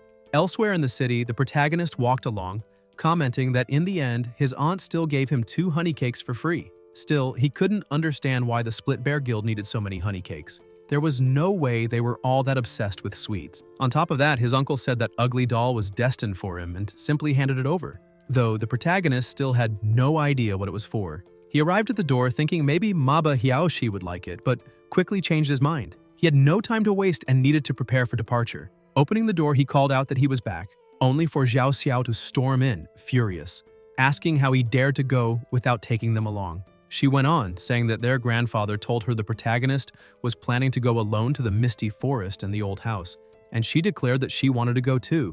Zhou was also upset, reminding him that they had agreed to be partners. So why was he acting alone? Besides, the ruins of the old city lay deep within the misty forest, the old house as well, and the journey would take at least 3 days full of danger. Wei Yi told Zhou not to worry, explaining that he'd already bought all the essential supplies and handed a gift to his sister. She lit up when she saw it was a honey cake. The protagonist continued saying that as for the danger, he knew the area well and had been there several times before. Originally, this was his problem alone and he didn't want to drag the 2 of them into it. Both of them started shouting at him, insisting that wasn't true and that they were coming no matter what. Seeing there was no way to talk them out of it, he agreed, admitting that in the end, having more people was actually better for watching each other's backs. Meanwhile, their grandfather kept working on an item. The old man said that on top of everything else, the new weapon still needed time to be completed. After all, the better the material, the harder it was to forge. And those components had been prepared with care. Still, he said his grandson couldn't enter the misty forest without a decent weapon and tossed him a hammer. Bang remarked that the protagonist had always helped him with repairs since he was a child, so that tools should be useful for something. Wei Yi looked confused, thinking it was just a repair hammer, but his grandfather had reinforced it. The system analyzed and confirmed. Indeed, it was a ranked repair hammer, designed for fixing metal tools. Its main feature was durability, but it had been reinforced to provide greater striking power. Bang asked his grandson to send greetings on his behalf, and Zhou smiled, saying they were ready and just waiting for the protagonist. His sister told the dog to stay behind with Grandpa to protect the house. Wei Yi took a deep breath, a smile forming on his face, admitting that he really couldn't say no to them. Taking the lead, he called the 2 and announced it was time to set out. He marked the entire route on the map from start to finish, and then they began their journey. Meanwhile, deep within the misty forest, something strange was happening. A violent storm raged. Countless monsters lay dead as even more terrifying creatures devoured them. There were many entrances to the misty forest, and the protagonist, his sister, and his friend had chosen the one farthest from the city, moving toward the forest center in search of the ancient ruins. To reduce the risks of lingering in dangerous zones, travelers usually picked the entry closest to their destination, and the safe path Wei Yi had mentioned was precisely that one, making it the ideal route. However, safe only meant fewer monsters. The environmental hazards remained unavoidable. The uneven terrain made the journey anything but peaceful, but fortunately they encountered no major danger, and after more than a day of travel, arrived on the morning of the 2nd day. Looking to the side, Wei Yi remarked that they had finally arrived. The system notified that the accumulated automatic experience was complete, and he advanced to level E7. Everyone stood in awe before the ruins of the ancient city. Zhao Xiao gazed in wonder, saying it felt like the entire city was spread out before them. The protagonist agreed, remembering that all of it was the result of the great destruction caused by the creator back then, and that the old house was still farther ahead, so they needed to keep going. Zhou looked out toward the field where he used to play soccer as a child and wondered how it had become so ruined. Everything felt both familiar and foreign at once. Wei Yi nodded, saying that unfortunately they couldn't return to the past. His friend called out for him to look ahead, pointing toward the park's fountain. The system detected that the fountain's mechanism was malfunctioning and awarded the protagonist 10 experience points. Zhou recalled that back then, some kids had bullied Wei Yi, and he had almost drowned. It was Lan Bao who saved him for the first time. As he remembered that moment, the protagonist froze, reliving the image of his friend in his mind. After he had entered that memory, Lan Bao had never responded again. But even so, Wei Yi felt a strong intuition that this time he would manage to awaken him. Xiao Xiao commented that her older brother and Lan Bao seemed to share memories connected to that place, and she wished she could feel that too. LB tried to process the emotion, but the system reported that emotional interpretation had failed. Wei Yi smiled, wondering what exactly LB was trying to understand. Zhou, deep in thought, mentioned that the creator had been so powerful that he destroyed every intelligent machine, and it was incredible that Lan Bao had somehow escaped. He asked how that could have happened. LB replied that access was denied as Lan Bao's core information was hidden. The protagonist reflected that it might be because the creator and Lan Bao shared similar systems, since their parents had likely foreseen the creator's ambition and created Lan Bao to counter it, sending him to Wei Yi. Zhou was astonished and intrigued. Having a system similar to the creator's was truly something extraordinary. If Lan Bao could be revived, perhaps he could stand against the creator one day, or even change the world. Wei Yi said that was still uncertain, but that this was exactly why they had come, to search for more clues. Maybe, as his grandfather had said, this was the mission he was destined to complete. Zhou admitted, a little embarrassed, that he felt envious of the protagonist since Wei Yi always moved forward with purpose, while he himself didn't even know what he was searching for, let alone his true mission. He said he was like his father, who had made him study business from childhood to inherit the family shop, but he had never liked it. Still, he worked hard to meet expectations. Later, when the world changed, he became an awakened, almost by accident, joined the Meteor Guild and met the protagonist, slowly realizing he liked that kind of life much more. Always moving forward with his shield, he said he felt a strange thrill whenever he protected others. It made him feel needed. He asked Wei Yi if maybe that feeling was what he'd been looking for all along. The protagonist replied that he believed everything had a purpose, and that Zhou was there because he could fight without holding back. Xiao Xiao shouted that people who protect others are amazing too. Zhou laughed, feeling better, and said he liked hearing that, promising he would do everything he could to protect everyone. Suddenly, they heard a strange sound and a thick fog began to spread. The protagonist frowned, asking when it had gotten so dense, and the three of them immediately prepared for battle. Wei Yi told his sister to stay between them, as something was wrong with that mist. Activating the all-seeing analysis, he could spot creatures moving beneath the water among the ruins. The system identified them. Fishman hunters, common monsters of Class D, 1 to D3, strength between 180 and 188, endurance 96, spirit between 168 and 176, elemental power 87, luck 48, speed between 201 and 209. Suddenly, the monsters burst from the water, ready to ambush. The protagonist shouted that they were fishman hunters and ordered Zhou to protect his sister. Zhou immediately stepped in front of her and told him to leave it to him. The protagonist analyzed the situation and noted that there were 6 enemies, scattered and distant. He was lucky to have the all-seeing analysis panel, which allowed him to predict their positions. Then, without realizing what happened, he was struck and asked himself when that attack had been launched. The system identified a puncture wound in his shoulder. The water churned violently, and sensing another strike coming, he threw his bag backward. Zhou and Xiao Xiao cried out in concern, asking if he was okay. Wei Yi answered that he was fine, saying it was just a scratch. He focused again, realizing there was only one attack notification but no visible trajectory, which confused him. The main bodies were still far away. He wondered if this could be some kind of special ability, and decided that he'd have to attack directly to find out. He activated the silver light, enveloping the hammer, and asked the system to analyze the elemental power in real time. One of the monsters lunged toward him. Without hesitation, he swung the hammer, but realized too late that it was only an illusion. LB warned that an attack was coming from above. The protagonist dodged on instinct, and at that instant, he finally understood what was happening. Meanwhile, at the Split Bear Guild headquarters, several members were chatting, asking if the others had seen that the bait had actually managed to attract that bear. They said there was no reason to be afraid. After all, they were in the guild, and this time was different. Many of them had been so terrified after seeing the creature that they hadn't been able to get out of bed for days. One of them asked if it was really that dangerous. He'd faced some things before, but admitted the guild was short on people lately and had needed to recruit new members. The veteran told the rookie to quit stalling and get moving, and the boy, with a disguised appearance, smirked slightly, thinking she'd just overheard something interesting. Continuing her work under disguise, she analyzed the surroundings and realized that the room she was in was Zeki's own, and that soon she'd uncover all his secrets. Inside the room, the guild leader sat silently, gazing at a photo of his brother, murmuring that the time had finally come. It was thanks to his brother's help in the past that he'd managed to get his hands on that crystal energy device, and because of that artifact, the guild had become powerful enough to dominate the city. If that creature hadn't appeared, he would have shared all that success with his brother. Zeki said that now that he'd gathered enough power, it was time to avenge what happened in the past, and this time, he would make sure that thing was destroyed piece by piece. Pang Ming burst into the room shouting that there was news. Zhong Tianyu wouldn't be coming anymore. He'd left a voice message that had to be delivered to the boss personally. Zeki told him to play it. The message started, "Hey Zeki, I don't have time for the mission. Xiaomei's birthday is in a few days, and being the good man I am, of course I have to go." Suddenly, another voice interrupted, asking where his hands were going. Zhong Tianyu resumed, apologizing and saying that over the next few days, Tem Kir, Zhao Chun, Zhao Guo, and some others would be asking him to spend time with them. Man, they say you're super charming. Doesn't that ever get exhausting? Anyway, let's postpone the mission to next month, okay? It's not like you'll find someone better than me, right?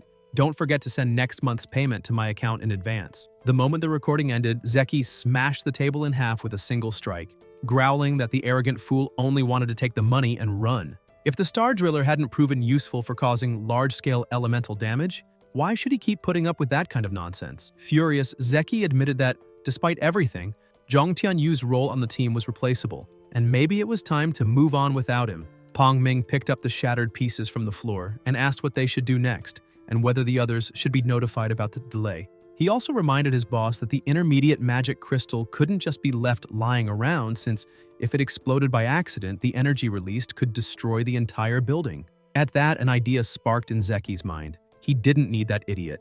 There was another option right in front of him. He turned to Pang Ming, a dark grin spreading across his face, and said the plan would proceed exactly as scheduled. But first, they needed to find someone. Guys, if you enjoyed the video, leave a like, comment, and subscribe to the channel so you don't miss new content. Thank you.